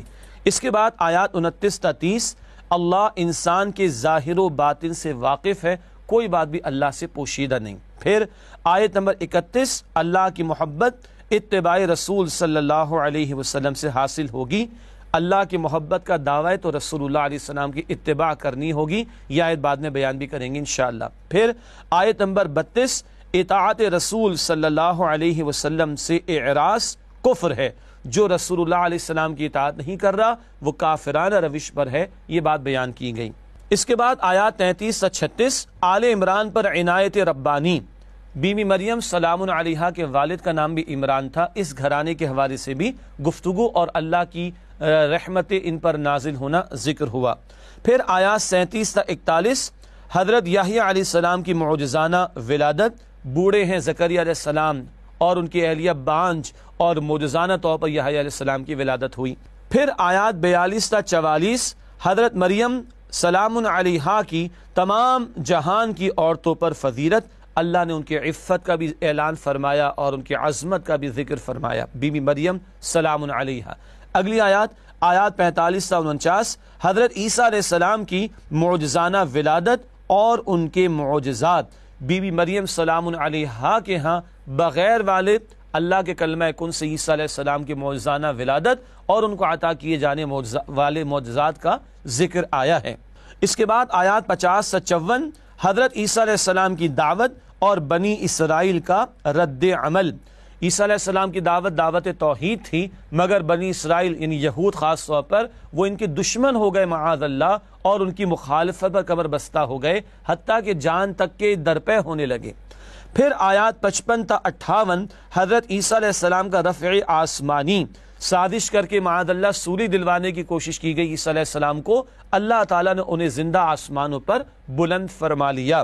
پھر آیات 59 تا 63 حضرت عیسیٰ علیہ السلام کی مثال حضرت آدم علیہ السلام کی طرح ہے، یعنی عیسیٰ علیہ السلام اگر بغیر والد پیدا ہوئے تو ایسا تھوڑے کہ ان کو خدائی کا درجہ دے دیا جائے معاذ اللہ، پھر تو آدم علیہ السلام وہ تو بغیر والدین پیدا ہوئے، ان کا درجہ تو اور زیادہ آگے ہو جائے گا۔ نہیں، اللہ نے بغیر والدین آدم کو پیدا کیا علیہ السلام، اسی اللہ نے بغیر والد عیسیٰ کو پیدا کیا علیہ السلام۔ اس کے بعد آیات 64 تا 68 آل عمران کی اہل کتاب کے لیے دعوت، بڑا پیارا انداز ہے کہ مشترک امور سے دعوت کا کام شروع کیا جائے، بڑے پیارے آداب دعوت کے اس مقام پر عطا ہوئے ہیں۔ اس کے بعد آیات 69 تا 71 اہل کتاب کی مسلمانوں سے دشمنی، خصوصاً یہود بھی، کہ وہ مان کر نہیں دیتے بلکہ دشمن بنے بیٹھے ہیں کہ مسلمان بھی حق سے دور ہو جائیں۔ پھر آیات 72 تا 74 شعوری منافقت، یہود کی سازش۔ صبح ان میں سے کچھ نبی علیہ السلام کی محفل میں آتے، ایمان کا دعویٰ کرتے اور شام میں انکار کرتے، تاکہ نفسیاتی طور پر لوگوں کو دین سے پھیرنے کی کوشش کرے معاذ اللہ۔ پھر آیات 75 تا 77 اہل کتاب میں نیک لوگ بھی ہیں۔ یہ قرآن کا اعجاز ہے، یہ اللہ کا کلام ہے اور اللہ کے کلام میں عدل اور توازن ہے۔ اگر کچھ خوبیاں اہل کتاب میں سے کچھ لوگوں میں ہیں، قرآن ان کا بھی ذکر فرماتا، اس مقام پر بھی کیا گیا۔ آیت نمبر 78 یہود کا اللہ کی کتاب میں تحریف کرنا، البقرہ میں بھی اس کا ذکر تھا، آل عمران میں بھی ذکر آ رہا ہے، تبدیلی کر دینا۔ آیات 79 تا 80 نبی کے لیے امکان نہیں کہ وہ شرک کی تعلیم دے، یعنی پیغمبروں پر الزام تراشیاں ہوئیں اور عیسیٰ علیہ السلام کی طرف بھی غلط باتوں کو منسوخ کیا گیا، بتایا گیا کہ پیغمبر اللہ کی بندگی اور عبادت کی دعوت دیتے، نہ کہ معاذ اللہ بقول تمہارے وہ اس طرح کے امور کو بیان کرے جو شرکی طرز عمل ہوں۔ پھر آیات 81 تا 82 انبیاء کرام سے عہد خاص، یہ عہد خاص آخری رسول صلی اللہ علیہ وسلم کے تعلق سے بھی تھا، اور رسولوں سے اگر عہد لیا گیا تو وہ ان کی امتوں پر بھی لاگو ہوگا۔ گویا یہود و نصارہ کو آخری رسول نبی صلی اللہ علیہ وسلم پر ایمان لانے اور ان کی نصرت کرنے کی دعوت دی جا رہی ہے۔ آیت نمبر 83 پوری کائنات کا دین اسلام ہے، ساری کائنات کا ذرہ ذرہ اللہ کے حکم کے تابع ہے، اور یہ تابع ہو جانا، سرنڈر کر دینا، یہی اسلام ہے۔ پھر آیت نمبر 84 ہر نبی پر ایمان لانا ضروری ہے، کسی ایک پر بھی ایمان نہ لایا جائے تو پھر ایمان نامکمل اور ہے ہی نہیں بلکہ ایمان۔ آخر میں آیات 85 تا 91 اسلام کے سوا اور کوئی دین قابل قبول نہیں، یہی اسلام اللہ کے ہاں دین کے طور پر قابل قبول، اور اسی کو قبول کرنے کی دعوت اہل کتاب خصوصاً نصارہ کو بھی دی جا رہی ہے۔ ناظرین کرام، الحمدللہ سورہ آل عمران کی وہ آیات 1 تا 91 جو تیسرے پارے میں شامل ہیں، ان کا تجزیہ اور مضامین کا جائزہ آپ کی خدمت میں پیش کیا گیا۔ اب چلتے منتخب آیات کے مطالعے کی طرف، جو سورہ آل عمران کی چند وہ آیات ہیں جو تیسرے پارے میں شامل ہیں۔ سب سے پہلے آیت نمبر 7، آیات قرآنی کی 2 اقسام۔ ارشاد ہوا هو الذی انزل علیک الکتاب منہ آیات محکمات ہن ام الکتاب واخر متشابہات فاما الذین فی قلوبہم زیغ فیتبعون ما تشابہ منہ ابتغاء الفتنة وابتغاء تأویلہ۔ ترجمہ، وہی تو ہے جس نے تم پر کتاب نازل کی، جس کی بعض آیتیں محکم ہیں اور وہی اصل کتاب ہیں، اور بعض متشابہ ہیں، تو جن لوگوں کے دلوں میں کجی ہے وہ متشابہات کا اتباع کرتے ہیں تاکہ فتنہ برپا کر دیں اور مراد اصلی کا پتہ لگائیں۔ ناظرین کرام، اس مقام پر 2 قسم کی آیات کا بیان وہ آگے ہم نے لکھا ہے، محکمات اور متشابہات۔ محکمات جن کے معنی واضح، جس میں اکثر احکامات بھی ہیں، اور متشابہات جن کے معنی واضح نہیں، جیسے کہ اللہ کا ہاتھ، اللہ کی کرسی، اللہ کا چہرہ۔ کیا ہونا چاہیے طرز عمل؟ آگے لکھا ہے اہل ایمان کا رویہ سب پر ایمان اور محکمات پر توجہ، ساری آیات کو مانتے ہیں مگر محکمات جس میں ڈوز اینڈ ڈونٹس کرنے کے تقاضے ان پر فوکس ہوتا ہے، اور یہی عملی پہلو بھی ہے اللہ کی کتاب کا۔ اگلا نقطہ اہل باطل کا رویہ متشابہات پر توجہ، معنی تلاش کرنے کے پیچھے لگے رہیں گے اور عمل سے کوئی تعلق نہیں ہوگا، یہ اہل باطل کا رویہ ہوا کرتا ہے۔ اس کے بعد اگلی آیت سورہ آل عمران آیت نمبر 14 حب دنیا کا بیان اس مقام پر ارشاد ہوا زُيِّنَ لِلنَّاسِ حُبُّ الشَّهَوَاتِ مِنَ النِّسَاءِ وَالْبَنِينَ وَالْقَنَاطِيرِ الْمُقَنطَرَةِ مِنَ الذَّهَبِ وَالْفِضَّةِ وَالْخَيْلِ الْمُسَوَّمَةِ وَالْأَنْعَامِ وَالْحَرْثِ ذَلِكَ مَتَاعُ الْحَيَاةِ الدُّنْيَا وَاللَّهُ عِندَهُ حُسْنُ الْمَآبِ۔ ترجمہ، لوگوں کو ان کی خواہشوں کی چیزیں یعنی عورتیں اور بیٹے اور سونے اور چاندی کے بڑے بڑے ڈھیر اور نشان لگے ہوئے گھوڑے اور مویشی اور کھیتی بڑی زینت دار معلوم ہوتی ہیں، مگر یہ سب دنیا ہی کی زندگی کے سامان ہیں اور اللہ کے پاس بہت اچھا ٹھکانہ ہے۔ دو نقطے آپ کے سامنے رکھیں گے تشریح میں۔ پہلی بات، دنیا عارضی اور آخرت دائمی ہے۔ یہ ساری چیزیں ضرورت کی بھی ہیں، بس ضرورت کی حد تک ان کو اختیار کیا جائے اور ان کو مقصود نہ بنایا جائے، اس لیے کہ دنیا عارضی، یہ چیزیں بھی عارضی ہیں اور اصل زندگی وہ آخرت کی ہے۔ لکھا ہے آگے مزید، دنیاوی اسباب کو درست انداز سے استعمال کر کے آخرت میں مفید بنایا جا سکتا ہے۔ اللہ تعالی ہمیں توفیق دے، رہیں دنیا میں مگر تیاری اصل زندگی آخرت کی کریں۔ اس کے بعد اگلی آیت ہے سورہ آل عمران آیت نمبر 19، اسلام نظام زندگی ہے۔ ارشاد ہوا ان الدین عند اللہ الاسلام، ترجمہ، دین تو اللہ کے نزدیک اسلام ہے۔ تشریح کے حوالے سے پہلی بات، اسلام ریلیجن نہیں بلکہ کوڈ آف لائف ہے۔ یہ بدقسمتی ہے کہ آج مسلمان بھی اسلام کو ریلیجن سمجھ بیٹھے، جبکہ ریلیجن انفرادی زندگی تک محدود ہوتا ہے۔ اسلام ایک دین ہے، نظام حیات، اور پوری زندگی اور انفرادی اجتماعی دونوں گوشوں کے لیے رہنمائی دیتا ہے۔ اللہ کے ہاں صرف اسلام ہی دین کے طور پر قابل قبول ہے، کوئی اور کوڈ آف لائف یا نظام حیات وہ اللہ کے ہاں قابل قبول نہیں۔ کیٹیگوریکل انداز میں بات واضح طور پر سامنے آ گئی۔ اگلی آیت ہے آیت نمبر 28 سورہ آل عمران، دوستی کا معیار۔ ارشاد ہوا لا يتخذ المؤمنون الكافرین اولیاء من دون المؤمنین ومن يفعل ذلك فليس من اللہ فی شیء۔ ترجمہ، مومنوں کو چاہیے کہ مومنوں کے سوا کافروں کو دوست نہ بنائیں، اور جو ایسا کرے گا اس سے اللہ کا کچھ عہد نہیں۔ اللہ اکبر، کیا ہدایت دی جا رہی، آئیے تشریح میں سمجھتے ہیں۔ ایمان والوں کی دلی دوستی صرف مؤمنین سے ہی ہو سکتی ہے۔ حسن سلوک تو جانوروں سے بھی ہوگا تو کافر سے بھی کر لیں، لیکن دلی دوستی مسلمان کی سر مسلمان سے ہوگی، غیر مسلموں سے عمدہ برتاؤ جائز ہے، مگر دلی دوستی مسلمان کی سر مسلمان سے ہی ہو سکتی ہے۔ بہت بڑا تقاضا آج کے تناظر میں بڑا غور و فکر کرنے کے حوالے سے ضرورت ہے۔ اگلی آیت آل عمران کی آیت نمبر 31، اتباع رسول صلی اللہ علیہ وآلہ وسلم۔ ارشاد ہوا قل ان کنتم تحبون اللہ فاتبعونی یحببکم اللہ ویغفر لکم ذنوبکم واللہ غفور الرحیم۔ ترجمہ، اے پیغمبر، لوگوں سے کہہ دیجئے کہ اگر تم اللہ کو دوست رکھتے ہو تو میری پیروی کرو، اللہ بھی تمہیں دوست رکھے گا اور تمہارے گناہ معاف کر دے گا، اور اللہ بخشنے والا مہربان ہے۔ اللہ سے محبت کے دعوے کے لیے معیار بیان ہو رہا ہے، وہ کیا ہے؟ تشریح میں پہلی بات، اللہ کی محبت کا معیار اتباع رسول صلی اللہ علیہ وسلم ہے۔ مزید لکھا ہے اتباع زندگی کے تمام امور میں مطلوب ہے، کھانے پینے میں بھی، لباس میں بھی، سونے جاگنے میں بھی، نماز میں بھی، روزے میں بھی، اور طائف کی گلیوں والا پہلو بھی، دعوت دین، اور احد کے میدان والا پہلو بھی، نفاذ دین کی جد و جہد۔ لکھا ہے مزید سنت کا وسیع تصور پیش نظر رکھنا ضروری ہے، اتباع ہر گوشے ہر میدان میں کرنی ہے، یہاں تک کہ سب سے بڑا میدان اللہ کے دین کی دعوت اور اللہ کے دین کے نفاذ کی جد و جہد ہے۔ ناظرین کرام، اسی کے ساتھ اجازت چاہیں گے اور اگلے پروگرام میں چوتھے پارے کے مضامین کا جائزہ آپ کے سامنے پیش کریں گے انشاءاللہ۔ وآخر دعوانا ان الحمدللہ رب العالمین، والسلام علیکم ورحمۃ اللہ وبرکاتہ۔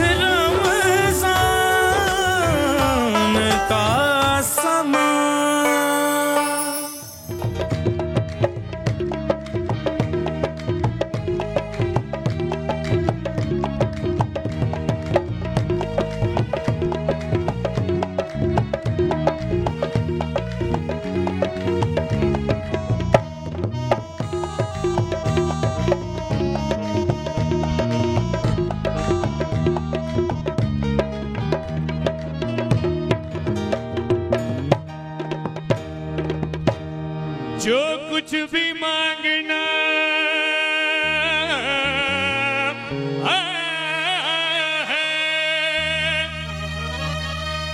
در مصطفیٰ سے مانگ، اللہ کے حبیب شہی انبیاء سے مانگ۔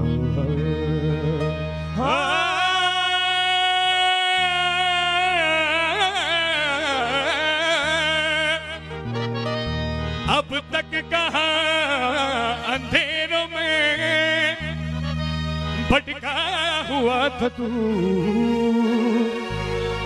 گر روشنی کی چاہ نور خدا سے مانگ۔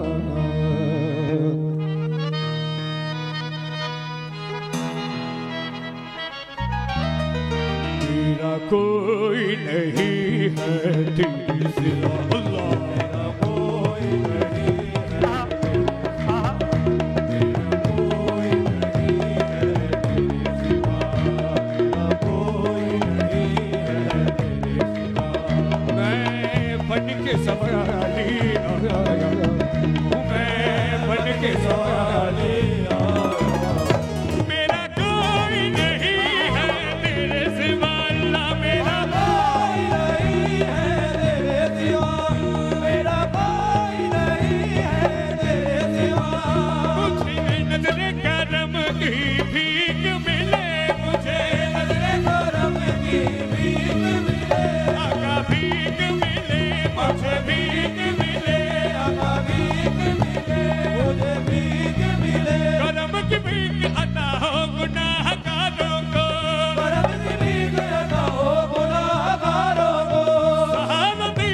سرکار میں سہاروں کو بھیک ملے، بھیک ملے، بھیک ملے، اگر حضور کی رحمت کا آسرا ہو جائے، اگر حضور کی رحمت کا آسرا ہو جائے، زمان میں مجھے جینے کا حوصلہ ہو جائے، بھیک ملے، بھیک ملے، بھیک ملے، بھیک ملے، مجھے نظر کرم کی بھیک ملے، میں یہ جھولی خیالی میرا کوئی نہیں ہے تیرے سوا، میرا کوئی نہیں ہے تیرے سوا، میرا کوئی نہیں ہے تیرے سوا۔ جو اشعار میں پیش کرنے لگا ہوں اپنے دادا، اپنے چچا دادا، اپنے والد صاحب کو تھوڑا سا کاپی کرنے کی کوشش کروں گا۔ واہ واہ، اگر میں تھوڑا سا بھی کامیاب ہو گیا تو آپ لوگوں کی داد میری حوصلہ افزائی کرے گی۔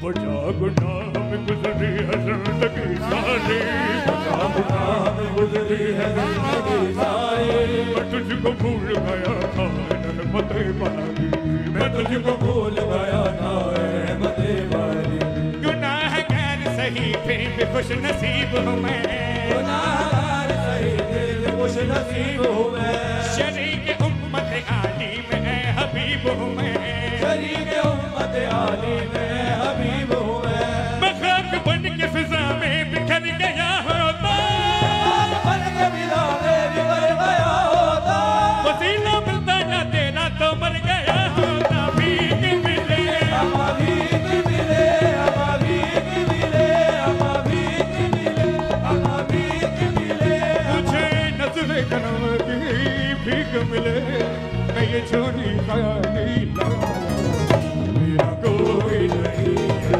تیرے سوا، میرا کوئی نہیں ہے تیرے سوا، میرا کوئی نہیں ہے تیرے سوا، جس کے لبوں پہ احمد مرسل کا نام ہے، واللہ اس پہ آتش دوزخ حرام ہے، مشکل کشا گواہ ہے، مشکل نہیں رہی، مشکل کے وقت جب کہا صلی اللہ علیہ، خلقت کا راہبر ہے خدا کا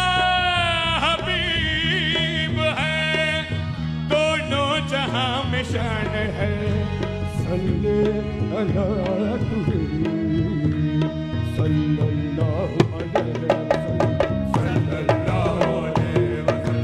सल्लल्लाहु अलैहि वसल्लम सल्लल्लाहु अलैहि वसल्लम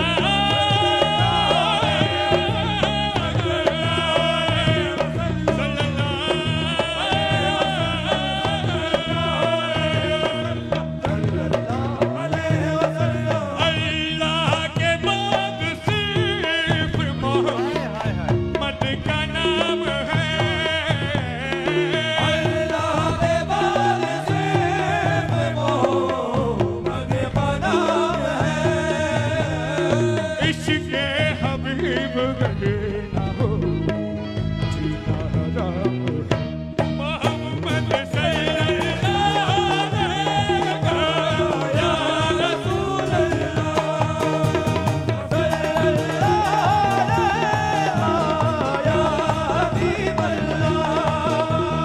तू फख्र हुआ आलम के लिए तू फख्र हुआ आलम के लिए तू रहमत है आलम के लिए तू रहमत है आलम के लिए एक ही नहीं रे आलम है तू गुज़ारे आलम है सल्लल्लाहु अलैहि या रसूल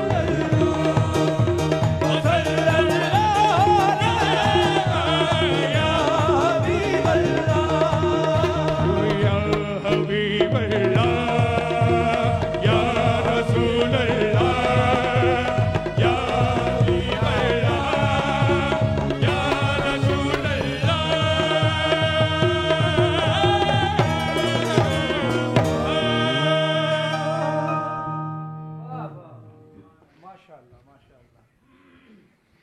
अल्लाह ताला नजर बद से बचाए, अल्लाह ताला सलामत रखे। क्या बात है, जियो बेटा, जियो जियो जियो जियो जियो जियो। बिस्मिल्लाह बिस्मिल्लाहिर्रहमानिर्रहीम, अल्लाहुम्मा सल्ली अला मोहम्मद व आले मोहम्मद। अमजद साबरी के साहबजादे, और ये नहीं समझ में आ रहा था कि एक बाप को अपनी औलाद की कामयाबी देखते हुए किस तरह का रद्द अमल करना चाहिए। अल्लाह ताला इनको कामयाबियाँ दें, इनको अपने बाप के नक्श कदम पे चलने की तौफीक अता करे। और ये दुआ जो है, ये मैं अपनी सारी जवानी जो उसके साथ गुजारी उसकी बुनियाद पे कह रहा हूँ, अल्लाह ताला उस जैसा नेक बना दे, आमीन सुम्मा आमीन। बहुत लोगों के वालिदैन की मोहब्बत के तकाजे बहुत मुख्तलिफ होते हैं।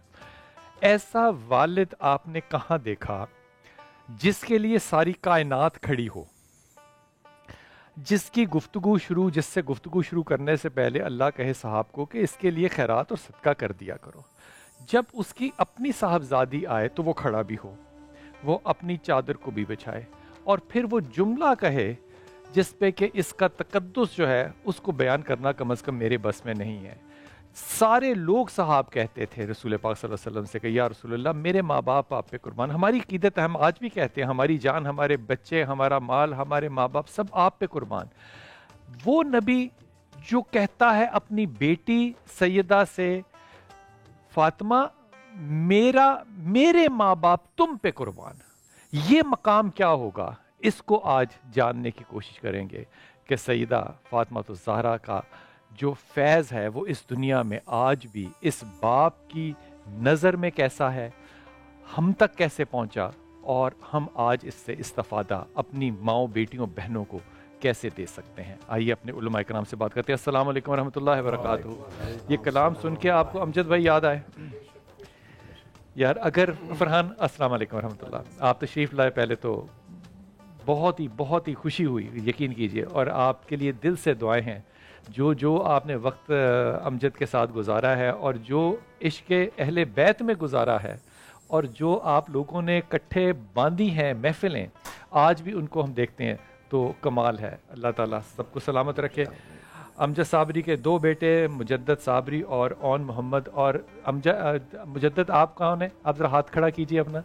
बेटा ये बाल आगे से माथे से उठवा और ये पीछे को कर, ये बाल तेरे बिल्कुल अच्छे नहीं हैं, इनको पीछे की तरफ कर जिस तरह के होने चाहिए, अब्बा के थे।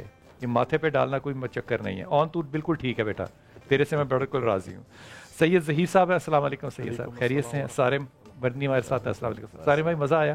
بہت مزہ آیا, یادیں آ گئی نا؟ بالکل یادیں آ گئی. اور امجد بھائی کی ایک خوبی میں بتاؤں بلال بھائی, جب بھی ہمارے ساتھ کوئی ایسا کیس ہوتا تھا فنڈ ریزنگ کا, خدا کہہ رہا ہوں میں یار ننگے پاؤں آ وہ جاتا تھا آدمی, وہ اس پروگرام میں نہیں ہوتے تھے, کسی اور پروگرام میں, وہاں پہلے آپ کو یاد ہے کہ سب ایک ساتھ ہوتے تھے پروگرام, وہ چھوڑ کے ادھر آ جاتے تھے اور خود کھڑے ہو کر کے جو ہے نا پھر وہ جو ہے نا پبلک سے اپیلیں کر رہے ہوتے تھے. وہ ایسا انسان تھا کہ جس کی میں کہتا ہوں جتنی تعریف کریں وہ کم ہے. حکیم اکبر در صاحب السلام علیکم, خیریت سے ہیں؟ شفیق احمد صاحب ہمارے ساتھ. شفیق بھائی السلام علیکم. اور جناب ہمارے ساتھ رباب کمل ہے, بہت شکریہ سب کو.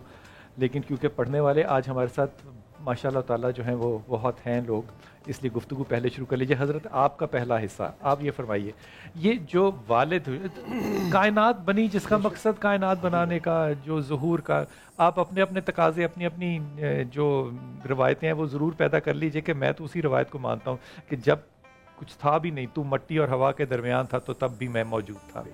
تو حضور اقدس یہ جو بیٹی کے لیے اللہ کے نبی جب کہہ رہے ہیں کہ میرے ماں باپ تم پہ قربان, تو یہ کیسا لگتا ہے کہ نبی تو ہے نا, وہ اپنی بیٹی کے نبی تو ہے نا, تو نبی جب کہہ رہا ہے اپنی بیٹی کو, تو بیٹی کا کیا تقدس ہے؟ دیکھیں سیدہ کا جو مقام ہے اس کے لیے حضور اکثر اوقات یہی ارشاد فرماتے تھے کہ ام ابیہا, کہ یہ جو سیدہ ہیں یہ میری ماں ہے. چونکہ حضور کے تو بچپن میں والدہ کا جو ہے وہ وصال ہو گیا تھا, تو ایسی صورت میں حضور نبی بس وہ 4-5 سال, مطلب وہ جب مدینہ منورہ ہی سے واپسی کا سفر تھا, ابوا کے مقام پر جو ہے وہ ان کا تدفین ہوئی. اور پھر حضور جو ہے جب بھی وہاں سے گزرتے تھے تو والدہ کی قبر اطہر پر ضرور جو ہے ام ایمن کی ایک بات یاد دلا دوں آپ کو, جی اجازت کے ساتھ. حضرت ام ایمن کہتی ہیں کہ میں جب وہاں پہ ان کی والدہ کو دفن, اب دیکھیے 4 سال 5 سال کا 6 سال کا بچہ جب اپنی ماں کو دفن کر رہا ہے تو اس وقت کیا جذبات یا کیا حالات ہوتی ہوں گے, کیا اس کے اوپر نقش بنتا ہوگا. تو کہا جب میں اس پہاڑی سے, آج بھی وہ پہاڑی ہے, ہلکی سی اونچائی کی جگہ ہے, تو میں نیچے جب اتری تو پیچھے محمد نہیں تھے. تو لفظ انہوں نے کہا ہے کہ محمد گم گئے تھے. تو کہتی ہیں میں نے آوازیں دی محمد محمد, مجھے کہیں محمد نظر نہیں آیا, تو میں واپس پہاڑی پہ چڑھ کے بھاگی کہ محمد کہاں ہے. اس وقت اس پہاڑی کے اوپر جھاڑیاں تھیں اور کانٹے دار جھاڑیاں تھیں, آج بھی وہاں پہ درخت جو ہیں وہ کانٹے دار ہیں. تو کہا میں نے دیکھا کہ محمد اپنی ماں کی قبر کے ساتھ لپٹے ہوئے تھے.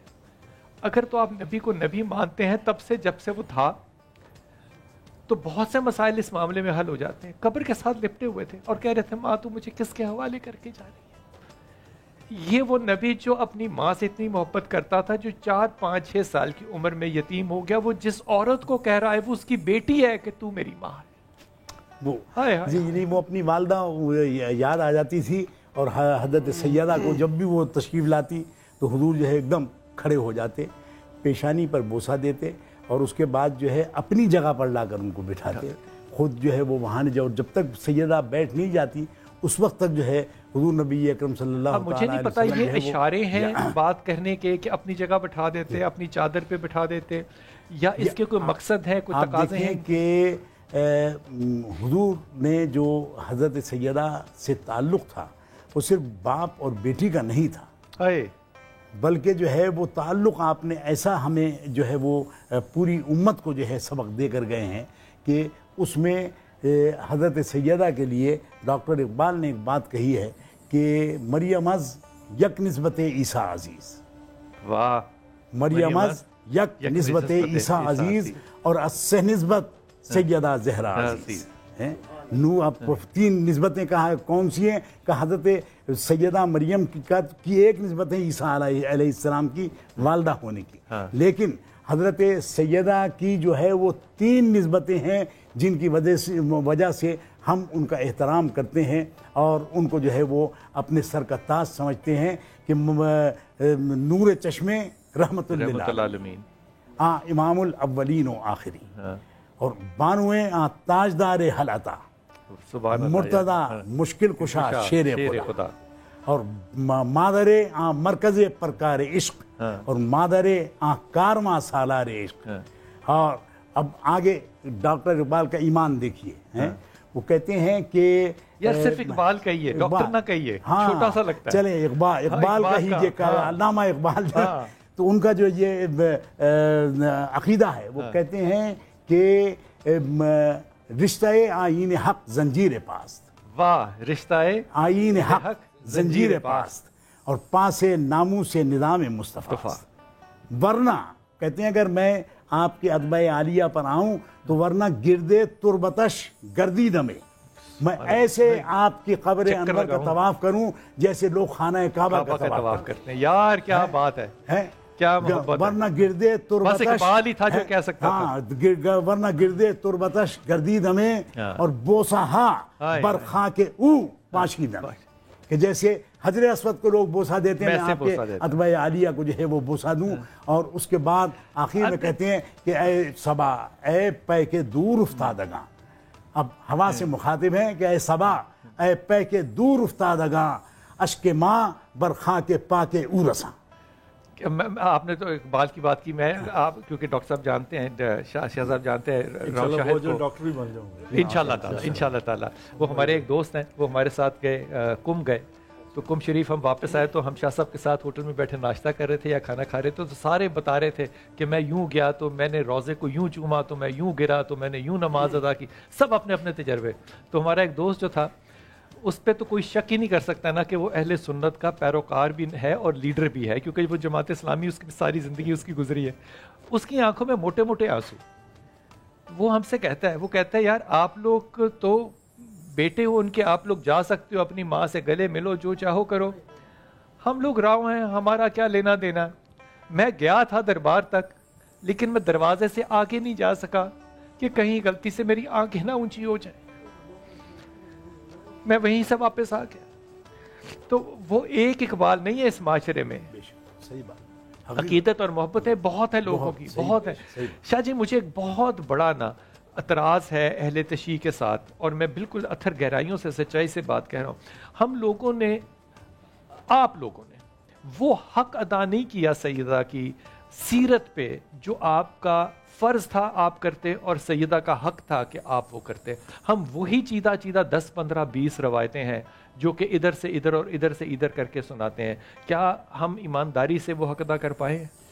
اعوذ باللہ من الشیطان الرجیم، بسم اللہ الرحمن الرحیم، اللہم صلی علی محمد وعلی محمد وعجل فرجہم الشریف. بلال بھائی آپ کا سوال بہت ہی خوبصورت ہے اور بہت ہی سینسٹیو ہے، لیکن یقین مانیے جس طرح کے طول تاریخ کے اندر حالات رہے ہیں اور آج بھی ہیں، میں اپنی شیعہ قوم کو سیلوٹ کرتا ہوں کہ انہوں نے تمام تر مشکلات کے باوجود حق سے زیادہ حق ادا کیا ہے. کیا بات ہے.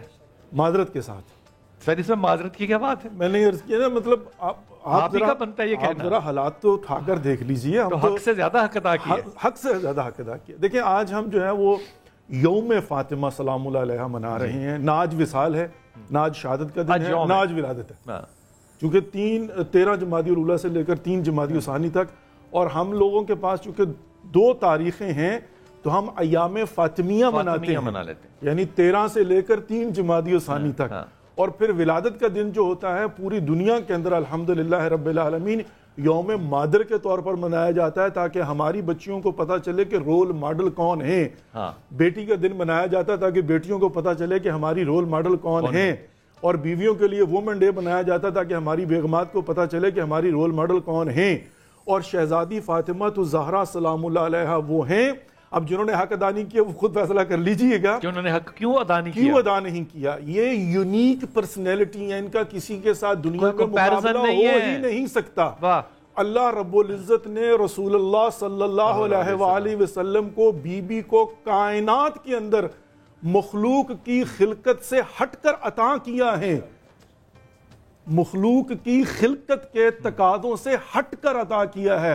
وَلَسَوْفَ يُعْتِكَ رَبُّكَ فَتَرْضَىٰ، بہت جلد اے میرے حبیب تجھے عطا کروں گا جس سے تو راضی ہو جائے گا. اور عطا کیسے کیا تھا کہ جبرائیل ایک پھل لے کے آتے ہیں، کہا یا رسول اللہ اسے 40 دن تک پہلے روکے رکھا، پھر کہا کہ یہ پھل تناول فرما لیجئے. اس پھل کے ذریعے رسول اللہ نے پورے VIP پروٹوکول کے ذریعے جنت سے شہزادی فاطمہ الزہرا کے نور کو رسول اللہ صلی اللہ علیہ وآلہ وسلم کے صلب میں منتقل کیا، اور وہاں سے بی بی خدیجہ کے رحم میں گیا ہے. ہم نے کیونکہ بات پہلی دفعہ سنی ہے اس لیے ہم یہ بات دوبارہ سننا چاہیں گے.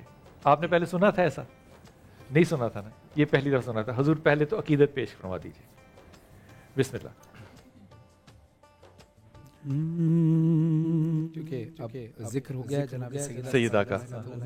بالکل بالکل بالکل ماحول بدل گیا. میں پیش کرتا ہوں. ایک ہے کبریا فاطمہ، ایک ہے کبریا فاطمہ، سبحان اللہ. ایک ہے کبریا فاطمہ، ایک ہے کبریا فاطمہ، ایک ہے فاطمہ اور خدا کا پتہ ایک ہے. کیا خوبصورت فاطمہ اور خدا کا پتہ ایک ہے. فاطمہ فاطمہ فاطمہ فاطمہ فاطمہ فاطمہ فاطمہ فاطمہ سورہ قدر کا ترجمہ ایک ہے. سورہ قدر کا ترجمہ ایک ہے. کیا کیا سملی بنائی ہے. اور شعر ملاحظہ ہو. واہ سبحان اللہ. فاطمہ اور علی کا ستارہ ملا، فاطمہ اور علی کا ستارہ ملا، دونوں معصوم کا ذائچہ ایک ہے. دونوں معصوم کا ذائچہ ایک ہے. ایک ہے کبریا فاطمہ، ایک ہے. اور جب ہم استخارہ کرتے ہیں تو یا تو قرآن سامنے رکھتے ہیں یا تسبیح سامنے رکھتے ہیں. نہ قرآن سے جدا نہ یہ قرآن سے جدا. جہاں تسبیح کا ذکر ہے وہاں جناب سیدہ کا ذکر ہے. سبحان اللہ. آئی آواز جب استخارہ کیا، آئی آواز جب استخارہ کیا، فاطمہ اور خدا کی رضا ایک ہے. فاطمہ اور خدا کی رضا ایک ہے. اور یہ تعلیم دیتا ہے اور اللہ بھی فرماتا ہے کہ جس کو میں عزت دوں اس کو تم عزت دو، اور جس کو میں زیادہ عزت دوں اس کو تم اور زیادہ عزت دو. تو اب شعر ملاحظہ کیجئے. مریم و آسیہ ہاجرہ محترم، مریم و آسیہ ہاجرہ محترم، پر محمد تیری فاطمہ مریم و آسیہ ہاجرہ. نہ ہوتا تیرا جمال ہی تو جہاں تھا خواب و خیال ہی. صلو علیہ وآلہ، صلو علیہ وآلہ. ماہ مہر میں تیری روشنی ہوئی ختم تجھ پہ پیمبری، نہیں تجھ سا تیرے سوا کوئی، کرے کون تیری برابری، کرے کون تیری برابری. یہ کسی یہ نہیں کسی کی مجال، یہ نہیں کسی کی مجال ہے. صلو علیہ وآلہ.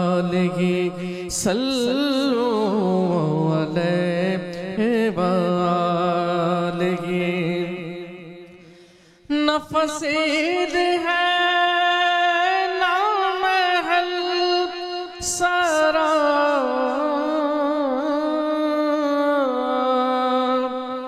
تیرا فرش ہے وہ یہ بوریا، تیرے جسم پاک پہ ایک قبا، وہ بھی تار تار ہے جا بجا، وہ بھی تار تار ہے جا بجا، اور تیری سادگی ہے کمال ہے، تیری سادگی ہے کمال ہے، صلو علیہ وآلہ، صلو علیہ وآلہ، یا رسول اللہ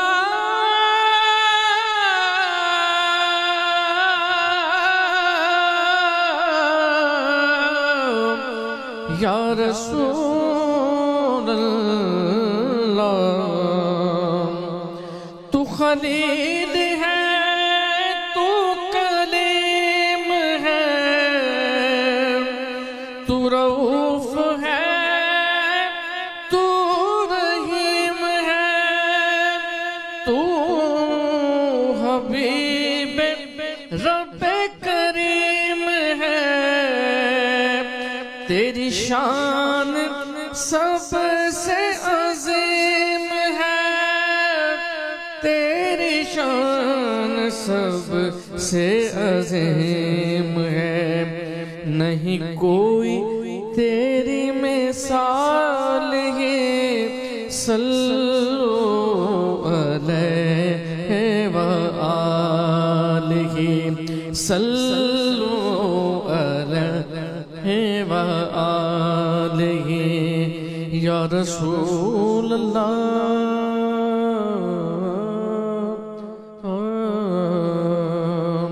یا رسول اللہ، یا حبیب اللہ۔ سبحان اللہ سبحان اللہ سبحان اللہ۔ حضور آپ کو پیغام دے دوں، وقفے میں مجھے میسیج آیا ہادی محمد کا اور عبداللہ محمد کا کہ آپ لوگ جب نعت پڑھتے ہیں یہاں پہ یا جو کلام پڑھتے ہیں تو ہم ان کو ریکارڈ کرتے ہیں اور پھر ہم ان کو پڑھتے ہیں سارا سال، تو یہ جو صدقہ جاریہ ہے اس کا اجر و ثواب جو ہے وہ آپ سب پڑھنے والوں کو ہے ماشاء اللہ تعالیٰ۔ مجھے لگتا ہے کہ یہ وہ ادبی محفلیں ہوتی ہیں، یہ پروگرام تو ہوتے ہی ہیں لیکن یہ وہ ادبی محفلیں ہوتی ہیں جہاں پہ کہ لوگ سارا سال جو ہے پھر اس سے استفادہ ضرور کرتے ہیں۔ حضور یہ تو بتائیے جو کہ مثال دے رہے تھے، وہ جو سنا رہے تھے حدیث، وہ روایت اہل سنت کے ہاں کس جگہ موجود ہے؟ دیکھیں اہل تشیع کی ایک مستند کتاب ہے بہار الانوار، بہار الانوار، بہار الانوار، اس کے اندر جو ہے وہ یہ روایت حضرت سیدہ سے متعلق کہ حضور نبی اکرم صلی اللہ تعالیٰ علیہ وسلم نے جو ہے کہ وہ ایک پھل جو ہے یہاں جو بہار الانوار میں روایت ہے وہ ہے کہ جب آپ معراج پر تشریف لے گئے ہیں اس وقت وہاں جو ہے آپ کو ایک سیب جو ہے وہ دیا گیا جنت کا، جو آپ نے تناول فرمایا، اس کے بعد سیدہ جو ہے وہ ان کی ولادت ہوئی۔ اب معراج کے واقعات جو ہیں وہ اصل میں چونکہ بہت سے ادوار میں معراج کا جو ہے واقعہ ملتا ہے، تو ویسے جو ہمارے ہاں روایت ہے اہل سنت میں وہ یہ ہے کہ 52 سال کی عمر تھی، ہجرت سے 1 سال پہلے حضور نبی اکرم صلی اللہ تعالیٰ علیہ وسلم کو معراج کے واقعے پر جو طائف کا بھی اسی زمانے میں واقعہ عام الحزن کہلاتا ہے، جس میں حضرت ابو طالب کا وصال ہوا، سیدہ بی بی خدیجہ الکبریٰ کا وصال ہوا، اور اسی سال آپ نے طائف کا سفر اختیار فرمایا، اور اسی سال جو ہے یہ عام الحزن کہلاتا، پورا سال جو ہے غموں کا سال ہے، تو اللہ تعالیٰ نے جو ہے وہ معراج سے سرفراز فرمایا۔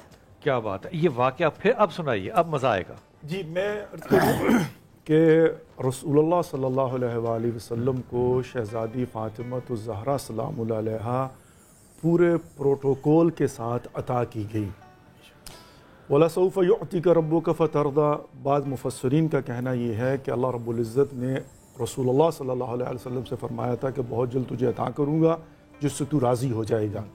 تو در حقیقت جبرائیل امین آئے اور آ کر پہلے یہ عرض کی کہ یا رسول اللہ آپ نے 40 دن تک گھر تشریف نہیں لے جانا.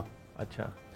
اور 40ویں دن جو ہے وہ جبرائیل آتے ہیں پھل لے کے اور یہ کہا جاتا ہے کہ یا رسول اللہ اس پھل کو تناول فرمائیے، اب آپ گھر تشریف لے جائیے.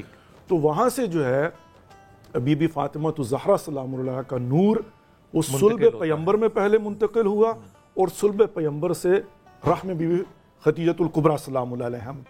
اس کو اس طرح سے بھی تعبیر کیا جا سکتا ہے کہ کائنات کے اندر واحد وہ شہزادی کہ جس کو اللہ رب العزت نے اپنے سے صرف 18 سال کے لیے جدا کیا ہے. واہ. اس سے پہلے بھی نور فاطمہ عند اللہ ہے اور 18 سال کے بعد بھی نور فاطمہ. اور حتیٰ امام صادق علیہ السلام کا فرمان ہے لفاطمہ 9 اسماء عند اللہ. اللہ کے نزدیک شہزادی فاطمہ الزہرا سلام اللہ علیہا کے 9 نام ہیں. فاطمہ، صدیقہ، محدثہ، طاہرہ، مبارکہ، زکیہ، راضیہ، مرضیہ اور زہرا. 9 نام اللہ نے اپنے نزدیک رکھے ہوئے شہزادی فاطمہ الزہرا. 45 القاب ہیں شہزادی فاطمہ الزہرا سلام اللہ علیہا کے. 13 کنیہ ہیں شہزادی فاطمہ الزہرا سلام اللہ کنیہ. اچھا اب آگے چلیں. حل عطا کے اندر وَيُطْعِمُونَ الطَّعَامَ عَلَىٰ حُبِّهِ مِسْكِينًا وَيَتِيمًا وَأَسِيرًا إِنَّمَا نُطْعِمُكُمْ لِوَجْهِ اللَّهِ لَا نُرِيدُ مِنْكُمْ جَزَاءً وَلَا شُكُورًا. یہاں مصداق کون ہے؟ مرکزی کردار فاطمہ الزہرا سلام اللہ علیہا. قُلْ لَا أَسْأَلُكُمْ عَلَيْهِ أَجْرًا إِلَّا الْمَوَدَّةَ فِي الْقُرْبَى. وہ کون ہیں؟ ہم نہیں کہتے. رسول اللہ صلی اللہ علیہ وآلہ وسلم کی مسجد نبوی میں جا کر دیکھیے کہ نماز کے بعد رسول اللہ کہاں تشریف لے جا رہے ہیں. آتے تھے در فاطمہ پر اور کہتے تھے السلام علیکم یا اہل بیت النبوہ. یہ ہے اہل بیت النبوہ، یہ ہے در فاطمہ الزہرا سلام اللہ. مباہلہ میں جب صداقت رسول اللہ صلی اللہ علیہ وآلہ وسلم کے اس بات کی بات آتی ہیں تو وہاں پر فَقُلْ تَعَالُوا نَدْعُوا أَبْنَاءَنَا وَأَبْنَاءَكُمْ وَنِسَاءَنَا وَنِسَاءَكُمْ وَأَنفُسَنَا وَأَنفُسَكُمْ ثُمَّ نَبْتَهِلْ فَنَجْعَلْ لَعْنَةَ اللَّهِ لِلْكَاذِبِينَ. کہا کہ لاؤ تم اپنے بیٹوں کو، میں اپنے بیٹوں کو لاتا ہوں، لاؤ تم اپنے نفسوں کو، میں اپنے نفسوں کو لاتا ہوں، لاؤ تم اپنی خواتین کو. اور یہاں پر خواتین کا مصداق بن کے جاتی ہیں شہزادی فاطمہ الزہرا سلام اللہ علیہا. ریپرزینٹیٹیو بن کے ریپرزینٹیٹیو بن. انما یرید اللہ لیذھب عنکم الرجس اہل البیت ویطہرکم تطہیرا. یہاں پر جب آیت تطہیر نازل ہوتی ہیں تو اہل بیت کا تعارف حدیث کساء میں چادر کے نیچے لا کے جب جبریل نے پوچھا یا رب من تحت ھذا الکساء، آپ کہتے ہیں ہم نے حق ادا نہیں کیا. ہر شب جمعہ ہمارے ہاں تو حدیث کساء ہوتی ہے، ہمارے گھر میں حدیث کساء پڑھی جاتی ہے ہمیشہ کے ہمیشہ. کہاں کہیں اور پڑھی جاتی ہے؟ جب اللہ رب العزت نے کیا کہا تھا ہم فاطمہ وَأَبُوهَا وَبَعْلُهَا وَبَنُوهَا. یہ فاطمہ ہیں، یہ فاطمہ کے بابا ہیں، یہ فاطمہ کے شوہر ہیں، یہ فاطمہ کے بیٹے ہیں. اور اس کے بعد آگے چلیں تو ایک ایک کر کے جتنی آیات اللہ رب العزت نے جو رسول اللہ صلی اللہ علیہ وآلہ وسلم کے متعلق، ائمہ علیہ السلام کے متعلق. بلال بھائی یہاں پر ایک انبار اور رسول اللہ کا کنڈکٹ کیا ہے. اب جن کو عشق رسول ہیں وہ دیکھیں رسول اللہ کا کنڈکٹ کیا ہے. یہ جو آپ نے روایت ابھی پیش کی ہے اپنی مسند پر یہ مستند ہے بٹھاتے تھے اور فرمایا کہ جب بھی میرا دل چاہتا ہے خوشبو بہشت کو محسوس کروں تو جا کر میں فاطمہ الزہرا سلام اللہ علیہا سفر پر جاتے تھے. جی میں صرف ایک چھوٹا سا جملہ کہہ دوں. آپ نے کہا نا مجھے تھوڑا سا عجیب، آپ نے کہا ہم نے حق ادا نہیں کیا. آپ کو حق برا لگنا چاہیے. 18 سال کی بیوی کی سن تھا جب شہادت ہوئی ہے. آج بھی ہمارا 80 سال کا مجتہد ایام فاطمیہ میں جوتے اتار کے گلیوں بازاروں میں نکل کے دنیا کو بتاتا ہے کہ ہم شہزادی کا حق ادا کرنے کے لیے نکلے. آپ بھی سید ہیں نا، آپ کی آنکھوں میں آنسو کیوں تھے؟ ہم نے حق ادا کرنے کی کوشش کی، قربانیاں دی ہیں اور آج بھی قربانیاں دینے کو تیار ہے. لیکن اس کے باوجود بلال بھائی وحدت المسلمین یعنی امت مسلمہ کی وحدت کو قائم رکھنے کے لیے خدا جانتا سینے میں راز لے کے خاموش رہتے ہیں. مارے کھائی ہیں، قربانیاں دی ہیں. ہاں حق ادا کیا نہیں جا سکتا شہزادی کا. ہاں میں ایک بات عرض کروں کہ سلامت رہیے سلامت رہیے. حدیث کساء کا ذکر فرمایا. حدیث کساء میں آپ دیکھیں کہ ہمیشہ آپ کبھی کسی کا تعارف کروائیں گے تو تعارف میں آپ جو ہے بڑے کا نام پہلے لیتے ہیں کہ یہ فلاں کے جو ہے بیٹے ہیں، فلاں کے پوتے ہیں، فلاں کے جو ہے وہ لخت جگر ہے. لیکن حدیث قصہ میں ایک عجیب بات ہے، یہ جیسے یہ اہل تشیع کے ہاں حدیث قصہ ہے، ایسے ہی اہل سنت بھی اس کو مانتے ہیں. بالکل. تو حدیث قصہ میں اور حضور نے جو ارشاد فرمایا کہ حضرت جبریل علیہ السلام نے کہا کہ یہ اس چادر کے نیچے کون ہے؟ کہا ہم ابوہا.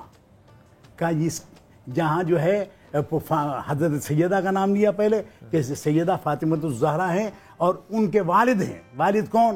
حضور خود ہیں. اور یار کیا بات نکالی آپ نے، بالوہا، اور ان کے شوہر بات نکالی ہے یار.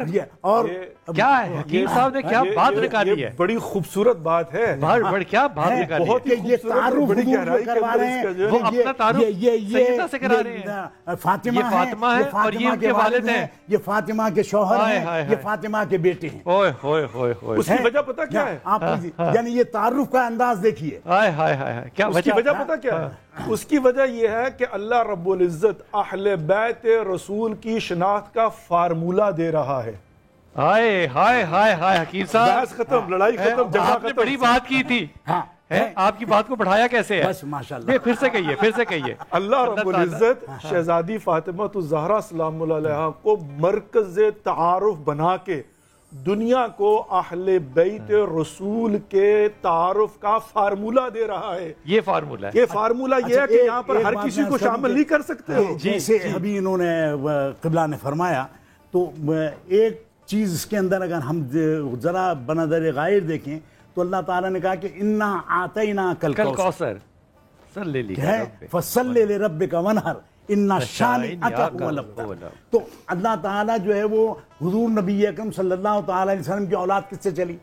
کیا بات ہے حضور، رک جائیے بس. انا اعطیناک الکوثر، بسم اللہ. واہ واہ واہ، بسم اللہ. میں لجپالا دے لڑ لگیاں میرے تو غم پرے رہندے. میں لجپالا دے لڑ لگیاں میرے تو غم پرے رہندے. میں لجپالا دے لڑ لگیاں میرے تو غم پرے رہندے. میری آساں امیداں دے صدا بوٹے ہرے رہندے.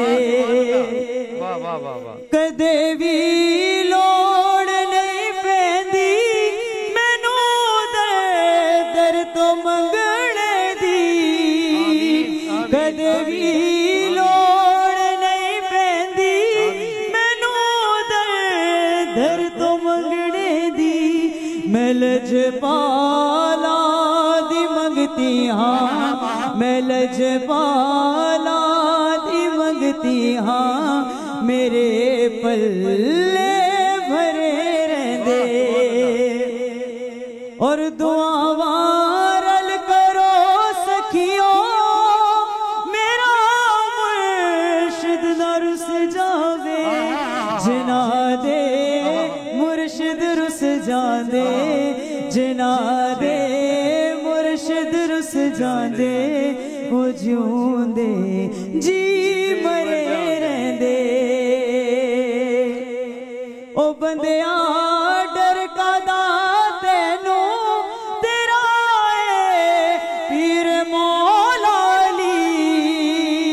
او بندیاں ڈر کدا تینوں تیرا اے پیر مولا علی. جڑے مرشد دے ہو جاندے، جڑے مرشد دے ہو جاندے، وہ سورب دی کھرے رہندے. میں لجپالا دے لڑ لگیاں میرے تو غم پرے رہندے. ایک دفعہ مصرع پھر پڑھنا، میرے تو غم پرے رہندے. میں لجپالا دے لڑ لگیاں میرے تو غم پرے رہندے. او بندیاں ڈر کدا تینوں تیرا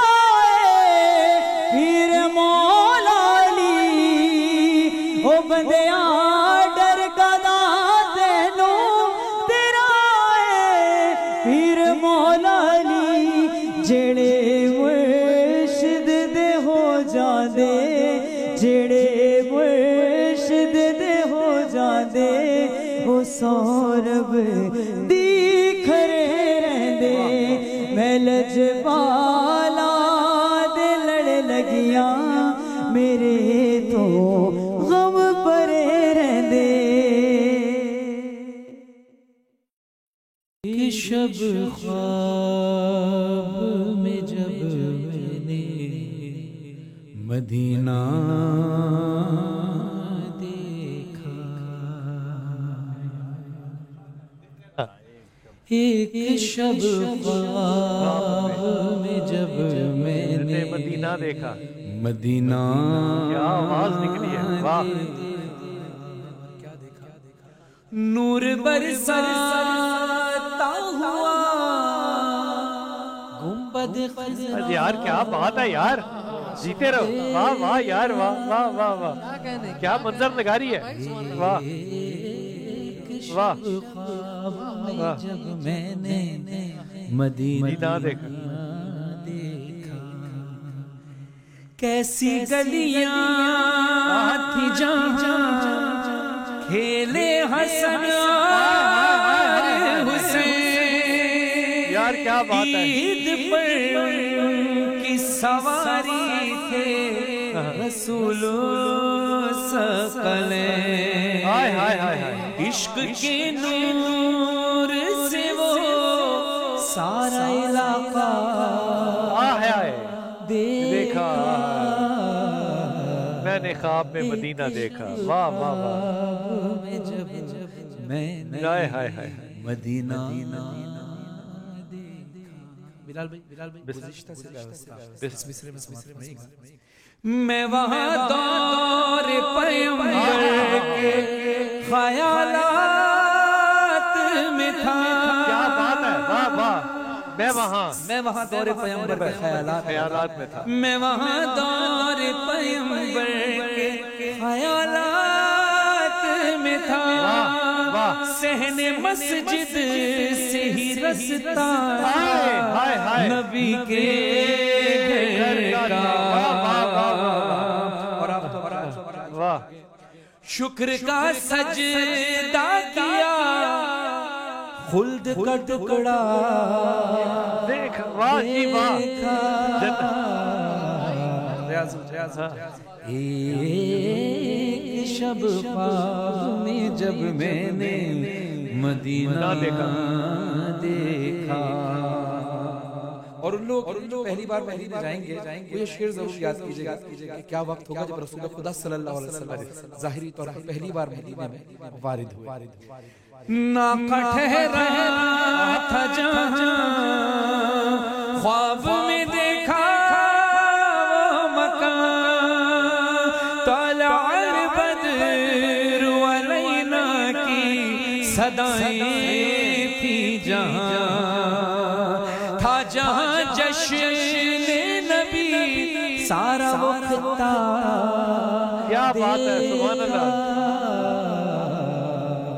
اور بڑے احساس والا شعر سمائیے گا جس جگہ آئے پیغمبر بھی سلامی کے لیے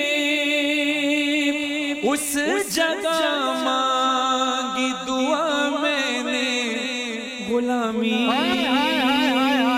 کے لیے واہ واہ واہ واہ واہ واہ واہ واہ واہ واہ واہ پھر سے مقرر واہ یار واہ کیا جملہ کہہ دیا جس جگہ آئے پیغمبر بھی سلامی کے لیے اس جگہ مانگی دعا میں نے غلامی کے لیے اور اپنے احساسات کی بات ہے میں مصرع پڑھ رہا ہوں سب اپنے اپنے احساسات کو کھنگالیے کہ میں پڑھ کے آ رہا ہوں کہ بھیگی آنکھوں سے بھیگی آنکھوں سے بھیگی آنکھوں سے مسلسل در زہرا سبحان اللہ یار در زہرا بھیگی آنکھوں سے مسلسل اب پڑھتے رہا ہوں میں پورا شعر دوبارہ. جس جگہ آئے پیغمبر بھی سلامی کے لیے اس جگہ مانگی دعا میں نے غلامی کے لیے. بھیگی آنکھوں سے مسلسل در زہرا دیکھا. ایک شب خواب میں جب میں نے مدینہ دیکھا. میں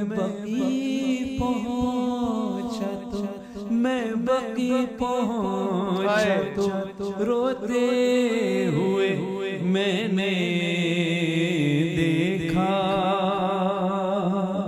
قبر ان کی ہے کڑی دھوپ میں اور بے سایہ. ارے جن کے بابا کا کسی نے نہیں سایہ. قبر ان کی ہے کڑی دھوپ میں اور بے سایہ. جن کے بابا کا کسی نے نہیں سایہ دیکھا. ایک شب خواب میں جب میں نے مدینہ دیکھا. جب مدینہ منورہ میں روضہ رسول سے جب آپ نکلیں سامنے دسترخوان امام حسن علیہ السلام سجدہ تھا جو جنت البقیع اور روضہ رسول خدا صلی اللہ علیہ وسلم کی جالی کی زیارت کر کے نکلتے ہیں.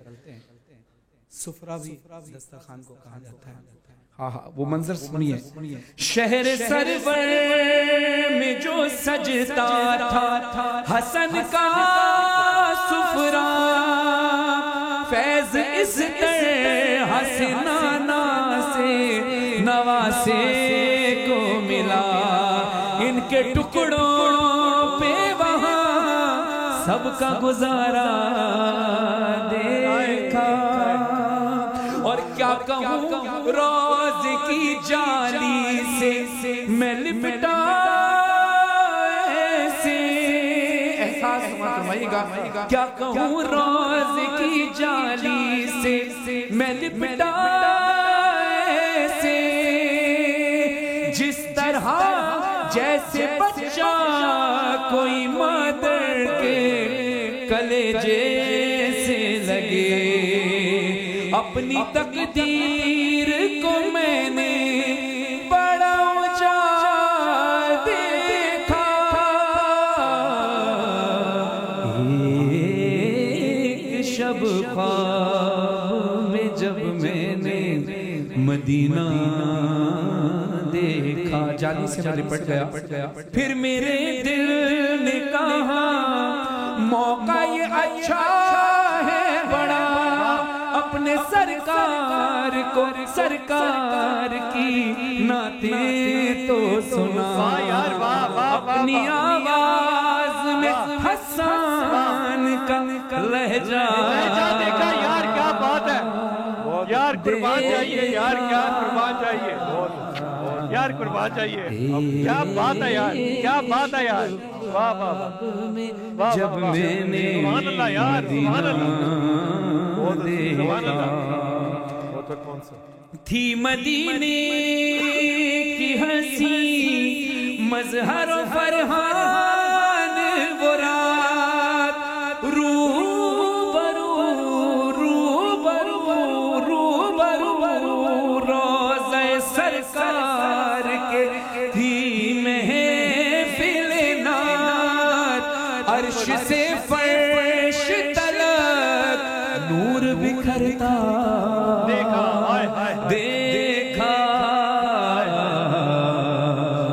ایک شب خواب میں جب میں نے مدینہ دو اشعار کاش میں دورے کاش میں دورے پیغمبر میں اٹھایا جاتا. کاش میں دورے پیغمبر میں اٹھایا خدا قدموں میں سرکار کے پایا جاتا، ساتھ سرکار کے غزوات میں شامل ہوتا، ان کی نصرت میں لہو میرا بہایا جاتا، خاک ہو جاتا میں سرکار کے قدموں کے تلے، خاک کو خاک مدینہ میں ملایا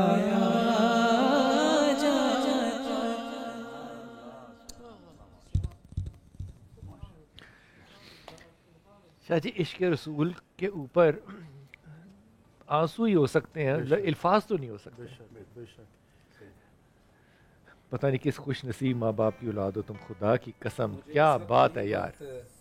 یاد آیا کہ جب پہلی بار کاش میں دور پیغمبر میں اٹھایا جاتا ہے، یہ کلام بلال بھائی کے اس پروگرام میں سما ٹیلی ویژن پہ ہی پڑھا تھا، اور بس فرق صرف اتنا ہے، بلال بھائی بھی وہی ہیں، ہم بھی وہی ہیں، فرق صرف اتنا ہے کہ اس دن امجد صابری صاحب تھے اور اس ٹرانسمیشن میں آج ان کے بیٹے ہیں. اللہ ان کو غریق رحمت فرمائے.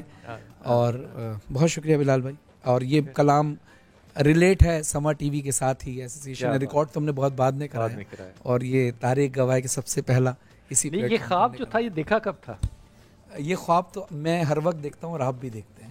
کچھ خواب ہوتے ہیں جو سوتے ہوئے دیکھے جاتے ہیں، کچھ خواب ہیں جو جاگتے ہوئے دیکھے جاتے ہیں. یہ جاگتا ہوا خواب ہے. کیا بات ہے. ویسے خواب سارے دیکھتے ہیں لیکن بیان کرنے کی ضرورت کوئی کرتا ہے کہ میرا خواب، یہ بھی ماشاءاللہ جناب ان کی الحمدللہ. حضور اقدس آج جب ہم یہ بات کرتے ہیں، سیدہ فاطمہ کی بات کر رہے ہیں، میں یہ بالکل دل کی اثر گہرائیوں سے بات کر رہا ہوں کہ مجھے اس پہ اچنبھا نہیں ہوتا. اگر کوئی میں گستاخی کروں تو میں معافی مانگتا ہوں، میں اچنبھا نہیں کرتا اس بات پہ. اچنبھے سے مراد ہے مجھے کوئی اس بات پہ کوئی شوخی نہیں ہے، کوئی مجھے اس پہ حیرت نہیں ہے کہ جہاں ماں خدیجہ ہوگی وہاں بیٹی فاطمہ ہی. احسن ماشاءاللہ ماشاءاللہ بے شک. جہاں ماں فاطمہ ہوگی وہاں کربلا ہی ہوگا، وہاں اور کچھ بنتا ہی نہیں ہے، اور کچھ بنتا ہی نہیں ہے. صحیح بات. تو یہ جو ترتیب آ رہی ہے یہ ان کرداروں کی وجہ سے آ رہی ہے.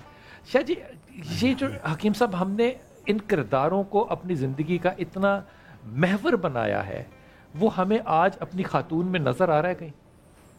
دیکھیں لوگ کہتے ہیں کہ صاحب امام عالی مقام جیسی شخصیات اب پیدا نہیں ہوتی، تو سیدہ فاطمۃ الزہرا جیسی مائیں بھی نہیں ہوتی کہ وہ ان کے گود کے پالے تھے. اور سیدہ کا ایک وصف اگر میں آپ سے عرض کروں کہ آپ دیکھیں کہ بیٹی جو ہے باپ کے لیے رحمت ہوتی ہے، یا رحمت العالمین ہے، جو رحمت العالمین ہے اس کے لیے بیٹی رحمت ہے. اور شوہر کے لیے عاد ایمان کی محافظ ہوتی ہے، جو خود کل ایمان ہو اس کی جو ہے ایمان کی محافظ. اور بیٹے بچوں کے لیے جو ہے ماں کے قدموں کے نیچے جنت ہے. اور سیدہ وہ ماں ہیں کہ جو خود بیٹے جو ہیں وہ جنت کے جوانوں کے سردار ہیں. سارے بھائی ہمیں لگتا نہیں کہ ہم اپنی زندگی میں کتنے نالائق اور جاہل رہ گئے خدا کی قسم. بالکل ایسا ہی ہے بلال بھائی. میں تو اکثر کہتا ہوں کہ اب ہم اگر اچھے انسان یا اچھے مسلمان ہیں تو صرف زبان کی حد تک محدود ہیں کہ میں ان کو اس طریقے کی باتیں کر رہا ہوں گا، وہ ان سے کر رہا ہوں گا ان سے، لیکن عمل اگر ہم سب کے دیکھیں نا تو بالکل اس کے اپوزٹ نظر آتے ہیں. آج اگر ہماری خواتین کی بات کریں تو کل بھی میں وقفے میں بولا تھا میں نے کہ ہر وقت جو ہے مردوں کے خلاف بولا جاتا ہے. ان عورتوں کے لیے بھی تو بولا جائے جن سے مردوں کی زندگی جو ہے بہت پریشان کن ہوئی ہوئی ہے، جو بہت مشکل اور عذاب میں پھنسے ہوئے ہیں. انہی آپ کی عادتوں کی وجہ سے ہم وقفے میں بولتے ہیں. یہی میں کہہ رہا ہوں نا. لیکن بلال بھائی دیکھیں میری فیلڈ ایسی، ابھی بھی ہم ایک بات کر رہے تھے تو حکیم صاحب نے ایسے مذاق میں ایک بات کہی، میرے پاس جو چیزیں آ رہی ہیں، جو کیسز آ رہے ہیں، وہ تو بہت ہی مختلف چیزیں ہیں. وہ چیزیں ڈسکس ہوتے ہوئے ہم نہیں دیکھتے، وہ ڈسکس ہونی چاہیے. وہ ڈسکس نہیں ہوں گی معاشرے میں تباہی پھیلتی چلی جائے گی. ہم جی آپ بتائیں ہمیں جرات کرنی چاہیے. اکثر دیکھیں ہم بھی، اب میں نہیں بول رہا، مقصد ہم جب مولاناؤں میں مفتیوں میں بھی بیٹھے ہوتے ہیں تو وقفے میں وہ بھی کچھ اور بات کہہ رہے ہوتے ہیں کہ یہ نہیں بول سکتے تھے، کیوں نہیں بول سکتے تھے؟ آپ ہمیں تو یہ بتا رہے ہیں کہ موت کا وقت مقرر ہے، ڈرنا خدا کے علاوہ کسی سے نہیں چاہیے، تو پھر کیوں ہم چپ ہو کر کے بیٹھے؟ وقفے میں نہیں بولا نا، اور جو کہ وقفے کے بغیر بولا وہ ہے وہ حنیف کا پورا نام کیا مولوی حنیف کا، مفتی حنیف کا، میں معافی چاہتا ہوں، حنیف قریشی نے اس نے کہا اگر اتحاد، اس کے اہل سنت ہونے پہ کوئی شک نہیں، وہ کہتا ہے اگر اتحاد مسلمین ہو سکتا ہے تو محبت اہل بیت پہ ہو سکتا ہے اور کسی پہ نہیں ہو سکتا. اور یہ جملہ اس نے پتہ ہے کس کا کہا؟ یہ مولوی اسحاق کا کہا. میں تو دیکھیں بلال بھائی، میں تو یہ ہمیں جوڑنے والے واقعات ہیں. اگر ہم ان جوڑنے والے کرداروں کو اپنی زندگی کا محور نہیں بنائیں گے نا تو پھر آپ کے ادارے جو ہے نا، میں دل سے کہتا ہوں یہ خدا کرے یہ ادارے ایسے بنانے کی ضرورت ہی نہ ہو. بالکل صحیح کہہ رہے ہیں. اب لگتا ہے کہ یہ ضرورت بڑھتی جا رہی ہے، بالکل ایسے ہی ہے. اور بلال بھائی فرق ہم خود پیدا کر رہے ہیں. پتہ کیا ہوا ہے؟ آج کی خبر چل رہی تھی، فرحان تم اس نسل سے ہو جن کے لیے یہ شاید سوچنا، پتہ نہیں تم لوگ کیسے سوچو، لیکن میں جس نسل سے ہوں میرے لیے یہ سوچنا ناممکن ہے. 10 سال کے بعد بیٹا جو تھا، جو کہ مدرسے سے آ رہا تھا، جس کو پتہ چلا کہ وہ کڈنیپ ہو گیا کہیں اور پولیس نے بڑی دوڑیں لگائی، نہیں ملا، پتہ چلا کہ ستیلی ماں نے اس کو قتل کر کے اپنے ہی گھر کے اندر دفن کر کے رکھا ہوا تھا اور وہاں سے اس کی لاش ملی. 10 سال اس پہ چارپائیاں ڈال کے بیٹھے رہے، 10 سال اس پہ دسترخوان لگا کے بیٹھے رہے. اب بچہ جو ہے وہ قبر کے اندر موجود ہے اور اس عورت کو پتہ ہے، لیکن اس عورت کے اوپر جب بات ہوگی نا تو پتہ ہم کیا بات کریں گے؟ ہم کہیں گے خاتون ہے، اس کے کوئی ذہنی مسائل ہوں گے، تو اس کو کیا پریشانی تھی جو اس نے یہ قدم اٹھا لیا. بالکل. اور بلال بھائی بولے زیر بھائی، آپ بولے. اچھا ایک چیز اور جو ہم خاص طور پہ دینی طور پہ خون کے رشتے، یہ بابا وہ رشتہ کر کیا رہا ہے؟ اگر ایک بھائی دوسرے بھائی کا قتل کر رہا ہے تو آپ اس میں یہ سبق کیوں دے رہے ہیں کہ معاف کر دو؟ اس میں کتنا بڑا ظلم ہو گیا. کیا اس نے یہ اجازت دی تھی مرنے والے نے کہ میرا اختیار ان کو ہے، یہ مجھے بھائی مار دے تو یہ معاف کر دے؟ میں آپ کو ایمانداری سے بتا رہا ہوں، خدا کی قسم، میں بالکل میں دیکھے بغیر بتا رہا ہوں. یہ 3 لوگ ادھر بیٹھے ہوئے ہیں، میں اپنی 14 سال کی بیٹی کو ان کے ساتھ سفر کی بھی اجازت دوں گا، ان کے گھر جا کے کھانے کی بھی اجازت دوں گا، اور میں کانفیڈنٹ ہوں گا. میں یہ سمجھوں گا کہ باپ سے زیادہ یہ لوگ جو ہیں یہ باپ کی حیثیت باپ سے زیادہ بن کے لائیں گے. ایسا ہی ہوگا نا. مجھے لگتا ہے کہ ہم وہ نسل ہیں جو کہ شاید بیمار ہے یا ضائع ہو چکے ہیں. اب 82% اسٹیٹسٹکس ایسی ہے، 82% 82% جو کہ گندے ریپ کیسز ہو رہے ہیں وہ انسیسٹ ہو رہے ہیں، یعنی کہ محرم رشتوں کے ہو رہے ہیں. یار یہ کون سی دنیا ہے جس میں آپ آ گئے ہیں؟ ذکر آپ کرتے ہیں نبی کا، رحمت العالمین کا، بیٹیوں کا، جب آپ کے کردار پہ بات آتی ہے تو آپ ایک غلیظ نالے کے اندر، گٹر کے اندر بیٹھے ہوتے ہیں. لال بھائی مجھے اس کی وجہ پتہ کیا ہے؟ معذرت کے ساتھ دیکھیں، بات یہ ہے کہ ہم لوگ جو ہے نا رسول اللہ صلی اللہ علیہ وآلہ وسلم اور ائمہ علیہ السلام، ان کے 2 جنبے ہیں، جیسا کہ ہم سب کے بھی 2 جنبے ہیں، ایک روحانی ایک جسمانی ہے. ان کا جو ہے وہ ایک نوری ہے اور ایک بشری ہے. وہ لبادہ بشریت کے اندر ہیں تاکہ ہمارے لیے رول ماڈل بن سکے، اور نورانی. اب جو نورانی ان کا جنبہ ہے، جو فضائل کا جنبہ ہے، ہمارے ممبر سے اور نعتوں کے اندر پورے کا پورا زور جو ہے اس جنبہ نورانی کو بیان کرنے پر ہے، کہ جس کے اندر وہ ہمارے رول ماڈل نہیں بن سکتے. بین مانا کہ ممکن ہی ہمارے لیے ممکن ہی نہیں ہے. اچھا جس میں وہ جا کر، میں چھوٹی سی مثال دیتا ہوں، بی بی فاطمہ الزہرا سلام اللہ علیہا. اب ان کے اگر جنبہ نورانی کو دیکھا جائے، فضائل کو دیکھا جائے، تو رسول اللہ صلی اللہ علیہ وسلم کی بارگاہ میں ایک شخص آتا ہے جو نو مسلم ہے. وہ کہتا ہے کہ میں مسکین ہوں، میرے پاس کچھ نہیں ہے. رسول خدا محمد مصطفیٰ صلی اللہ علیہ وسلم سلیمان فارسی سے کہتے ہیں کہ جا کر بیٹی فاطمہ سے پوچھو. نہ سنانا، یہ وہ نہ سنانا یار. 2 جملے جو ہے نا، صرف کیا امت ہے یار، یہ 2 جملے بلال بھائی جو ہے نا. اور سلیمان فارسی جاتے ہیں بی بی فاطمہ الزہرا کے در پہ، کہا شہزادی رسول خدا نے مجھے بھیجا ہے، ایک نو مسلم آیا ہے، اس کو ضرورت ہے. شہزادی کے پاس کچھ نہیں ہے، اپنی چادر اٹھا کے دی ہے، اور چادر لے کے سلمان بازار جا رہے ہیں. راستے میں یہودی کا گھر پڑتا ہے، اس کو محسوس ہوتا ہے، وہ دروازہ کھول کے باہر آتا ہے. اس نے کہا یہ کیا ہے؟ کہا میں چادر فاطمہ الزہرا سلام اللہ کو لے کے جا رہا ہوں بیچنے کے لیے. کہا تھوڑی دیر کے لیے ادھار دو گے؟ کہا لے لو.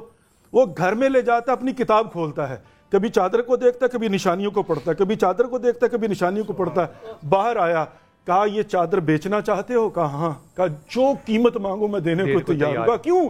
کہا اس لیے کہ ہماری کتابوں میں لکھا ہوا تھا کہ نبی آخر الزمان کی بیٹی چادر بکنے کے لیے آئے گی. یہ وہی چادر ہے. پیسے دیے اور ساتھ میں کیا کہا مجھے بھی لے جاؤ آقا رسول خدا کی بارگاہ میں مسلمان ہونا چاہتا ہوں. جائیے میں اس بات کو جیسے پڑھا میں وہ حضرت آپ اجازت دے تو میں عرض کروں. وہ آیا, اس نے وہ چادر دیکھی, اس نے اپنے سر پہ رکھی, اس نے کہا میں اس چادر کو خریدوں گا لیکن مجھے پہلے وہاں لے کر جاؤ جہاں صحاب بیٹھے ہوئے ہیں. وہاں جا کے اس نے کلمہ پڑھا اور پھر اس نے اس چادر کا ہدیہ جو پیش تھا وہ کرنا تھا. وہ پہلے وہاں حاضر ہوا رسول پاک صلی اللہ علیہ وسلم کے پاس, اس نے وہاں کلمہ پڑھا اور پھر اس نے اس چادر کو ہاتھ نہیں لگایا. سلمان فارسی سے کہتے ہیں کہ میرے سر پہ رکھ دے اور میں یہ واپس جا رہا ہوں. یہ چادر تطہیر ہے. بالکل. یہ اگر امت آج اہتمام نہیں کر سکتی تطہیر کی چادر کی برکات کو لینے کا, تو پھر ہمیں کردار پہ بحث کرنے کا کوئی ذوق نہیں ہونا چاہیے. بالکل یہی میں بھی کہہ رہا ہم گفتگو تک رہ گئے بس. گفتگو ہے بس, اور عمل تو صفر ہے ہمارا. بالکل ہی جو کچھ ہو رہا ہے معاشرے میں, بلال بھائی آپ نے شیلٹر میں آ کے دیکھا ہے کیا چیزیں ہیں, کیا کیسز ہیں وہاں پہ. لیکن میں عرض کروں آپ سے, یہ جب کہتے ہیں نا کہ نوری جسم بھی ہے اور جسمانی بھی ہے, بشری بھی ہے, وہ تقاضے ہیں. لباس بشریت کے اندر نور ہے, نور ہے اللہ سبحانہ. لیکن جو چیز ہم سیکھ سکتے ہیں نا, جس میں کہ نور اور بشر دونوں کی کمبینیشن ہے, وہ 5 سال یا 6 سال کا بچہ ہے جو کہ آ کے کہہ رہا ہے اپنی ماں کو کہ میرے آج نانا نے یہ کہا, اور اسی طرح ان کا عصا جو ہے ان کا جو پکڑ کے وہ نقل کر رہا ہے اپنے نانا کو. وہ بھائی کہاں گئے وہ ممبر جن کی نقل ہم نے اتارنی تھی؟ پھر ایک دن باپ کو جب بتا دیا ماں نے کہ وہ بیٹا تمہارا یہ کرتا ہے, باپ نے کہا میں چھپ. اب باپ بھی امام ہے, وہ جب دروازے کے پیچھے چھپتا ہے تو 6 سال کا بیٹا کیا کہہ رہا ہے؟ امامت کا عمر سے تعلق نہیں ہے سارم بھائی. بیٹا کہتا ہے ماں سے میں تمہیں بتا تو دوں نانا کیا کہہ رہے تھے, لیکن مجھے لگتا ہے ہمیں چھپ کے کوئی دیکھ رہا ہے. وقفہ لے کے واپس آتے ہیں.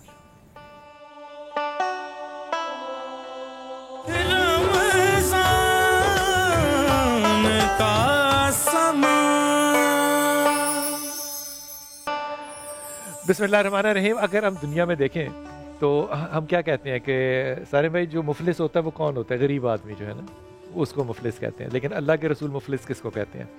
پہلا مفلس وہ ہے, سارے بھائی خدا کی قسم ساری زندگی کے عکاسی بدل جاتی جب نبی کی حکمت سامنے آتی. مفلس وہ ہے جس کے سامنے نبی کا نام آئے اور وہ درود نہ پڑھے, اللہم صلی علی محمد وآل محمد. دوسرا مفلس وہ ہے جس کے پاس بہت مال ہو, بہت امیر ہو, لیکن وہ مفلس کیسے ہوگا؟ کیونکہ اس نے زندگی میں لوگوں کا حق مارا ہوگا.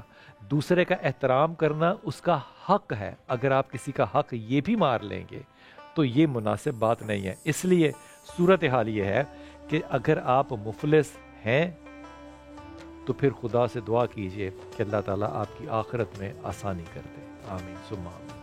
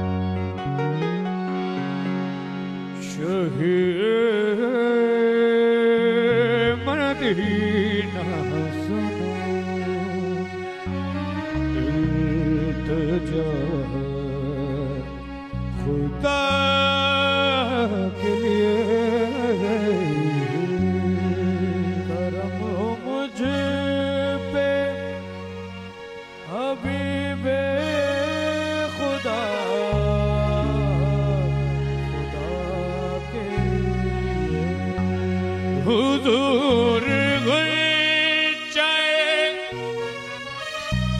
امید اب تو کھل جائے تمہارے در کا بھکاری ہوں بھیک مل جائے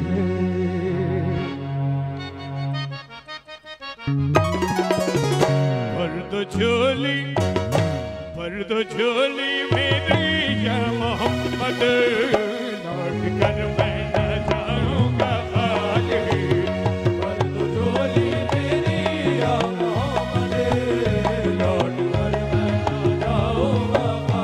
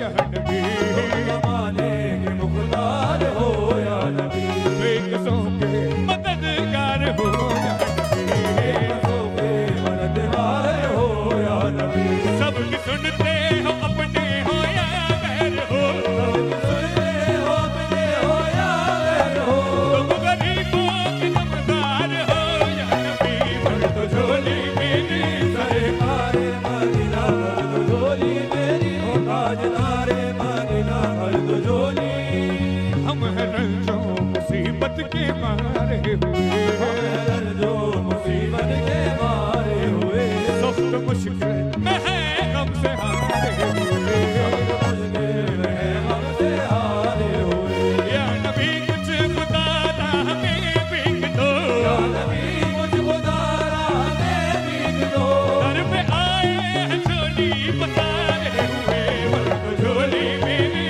سرکار مدینہ بھر تو جھولی میری تاجدار مدینہ بھر تو جھولی ہے مخالف زمانہ کدھر جائے ہم ہے مخالف زمانہ کدھر جائے ہم حالت بے کسی کس کو دکھلائے ہم حالت بے کسی کس کو دکھلائے ہم تمہارے بھکاری ہیں یا مصطفیٰ ہم تمہارے بھکاری ہیں یا مصطفیٰ کس کے آگے بھلا ہاتھ پھیلائے ہم بھر تو جھولی میری سرکار مدینہ بھر تو جھولی میری تاجدار مدینہ بھر تو جھولی میری یا محمد لوٹ کر میں نہ جاؤں گا خالی ہو لوٹ کر میں نہ جاؤں گا خالی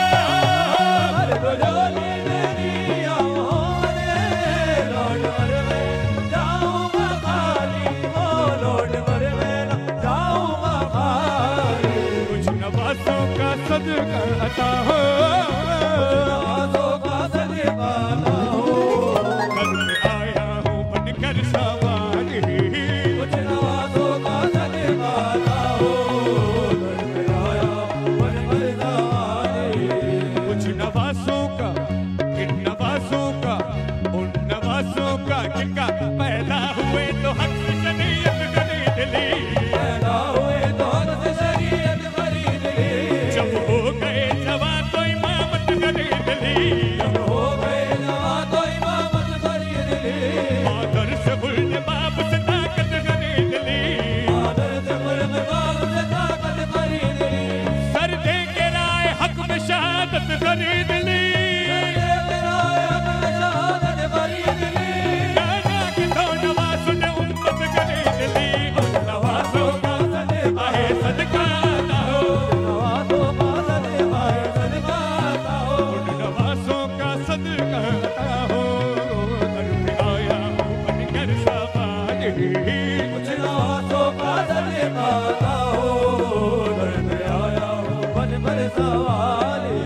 حق سے پائی وہ شان کریمی مرحبا دونوں عالم کے والی ہو مرحبا دونوں عالم کے والی مرحبا دونوں عالم کے والی اس کی قسمت کا جوڑے کا ستارہ اس کی قسمت کا جوڑے کا ستارہ جس میں جس بے کرم تم نے ڈالی اس کی قسمت کا جوڑے کا ستارہ زندگی بخش دی بندگی کو آبروتی نے حق کی بچا لی ہو آبروتی نے حق کی بچا آبروتی نے حق کی بچا لی محمد کا پیارا نواسا محمد کا پیارا نواسا جس نے سجدے میں گردن کٹا لی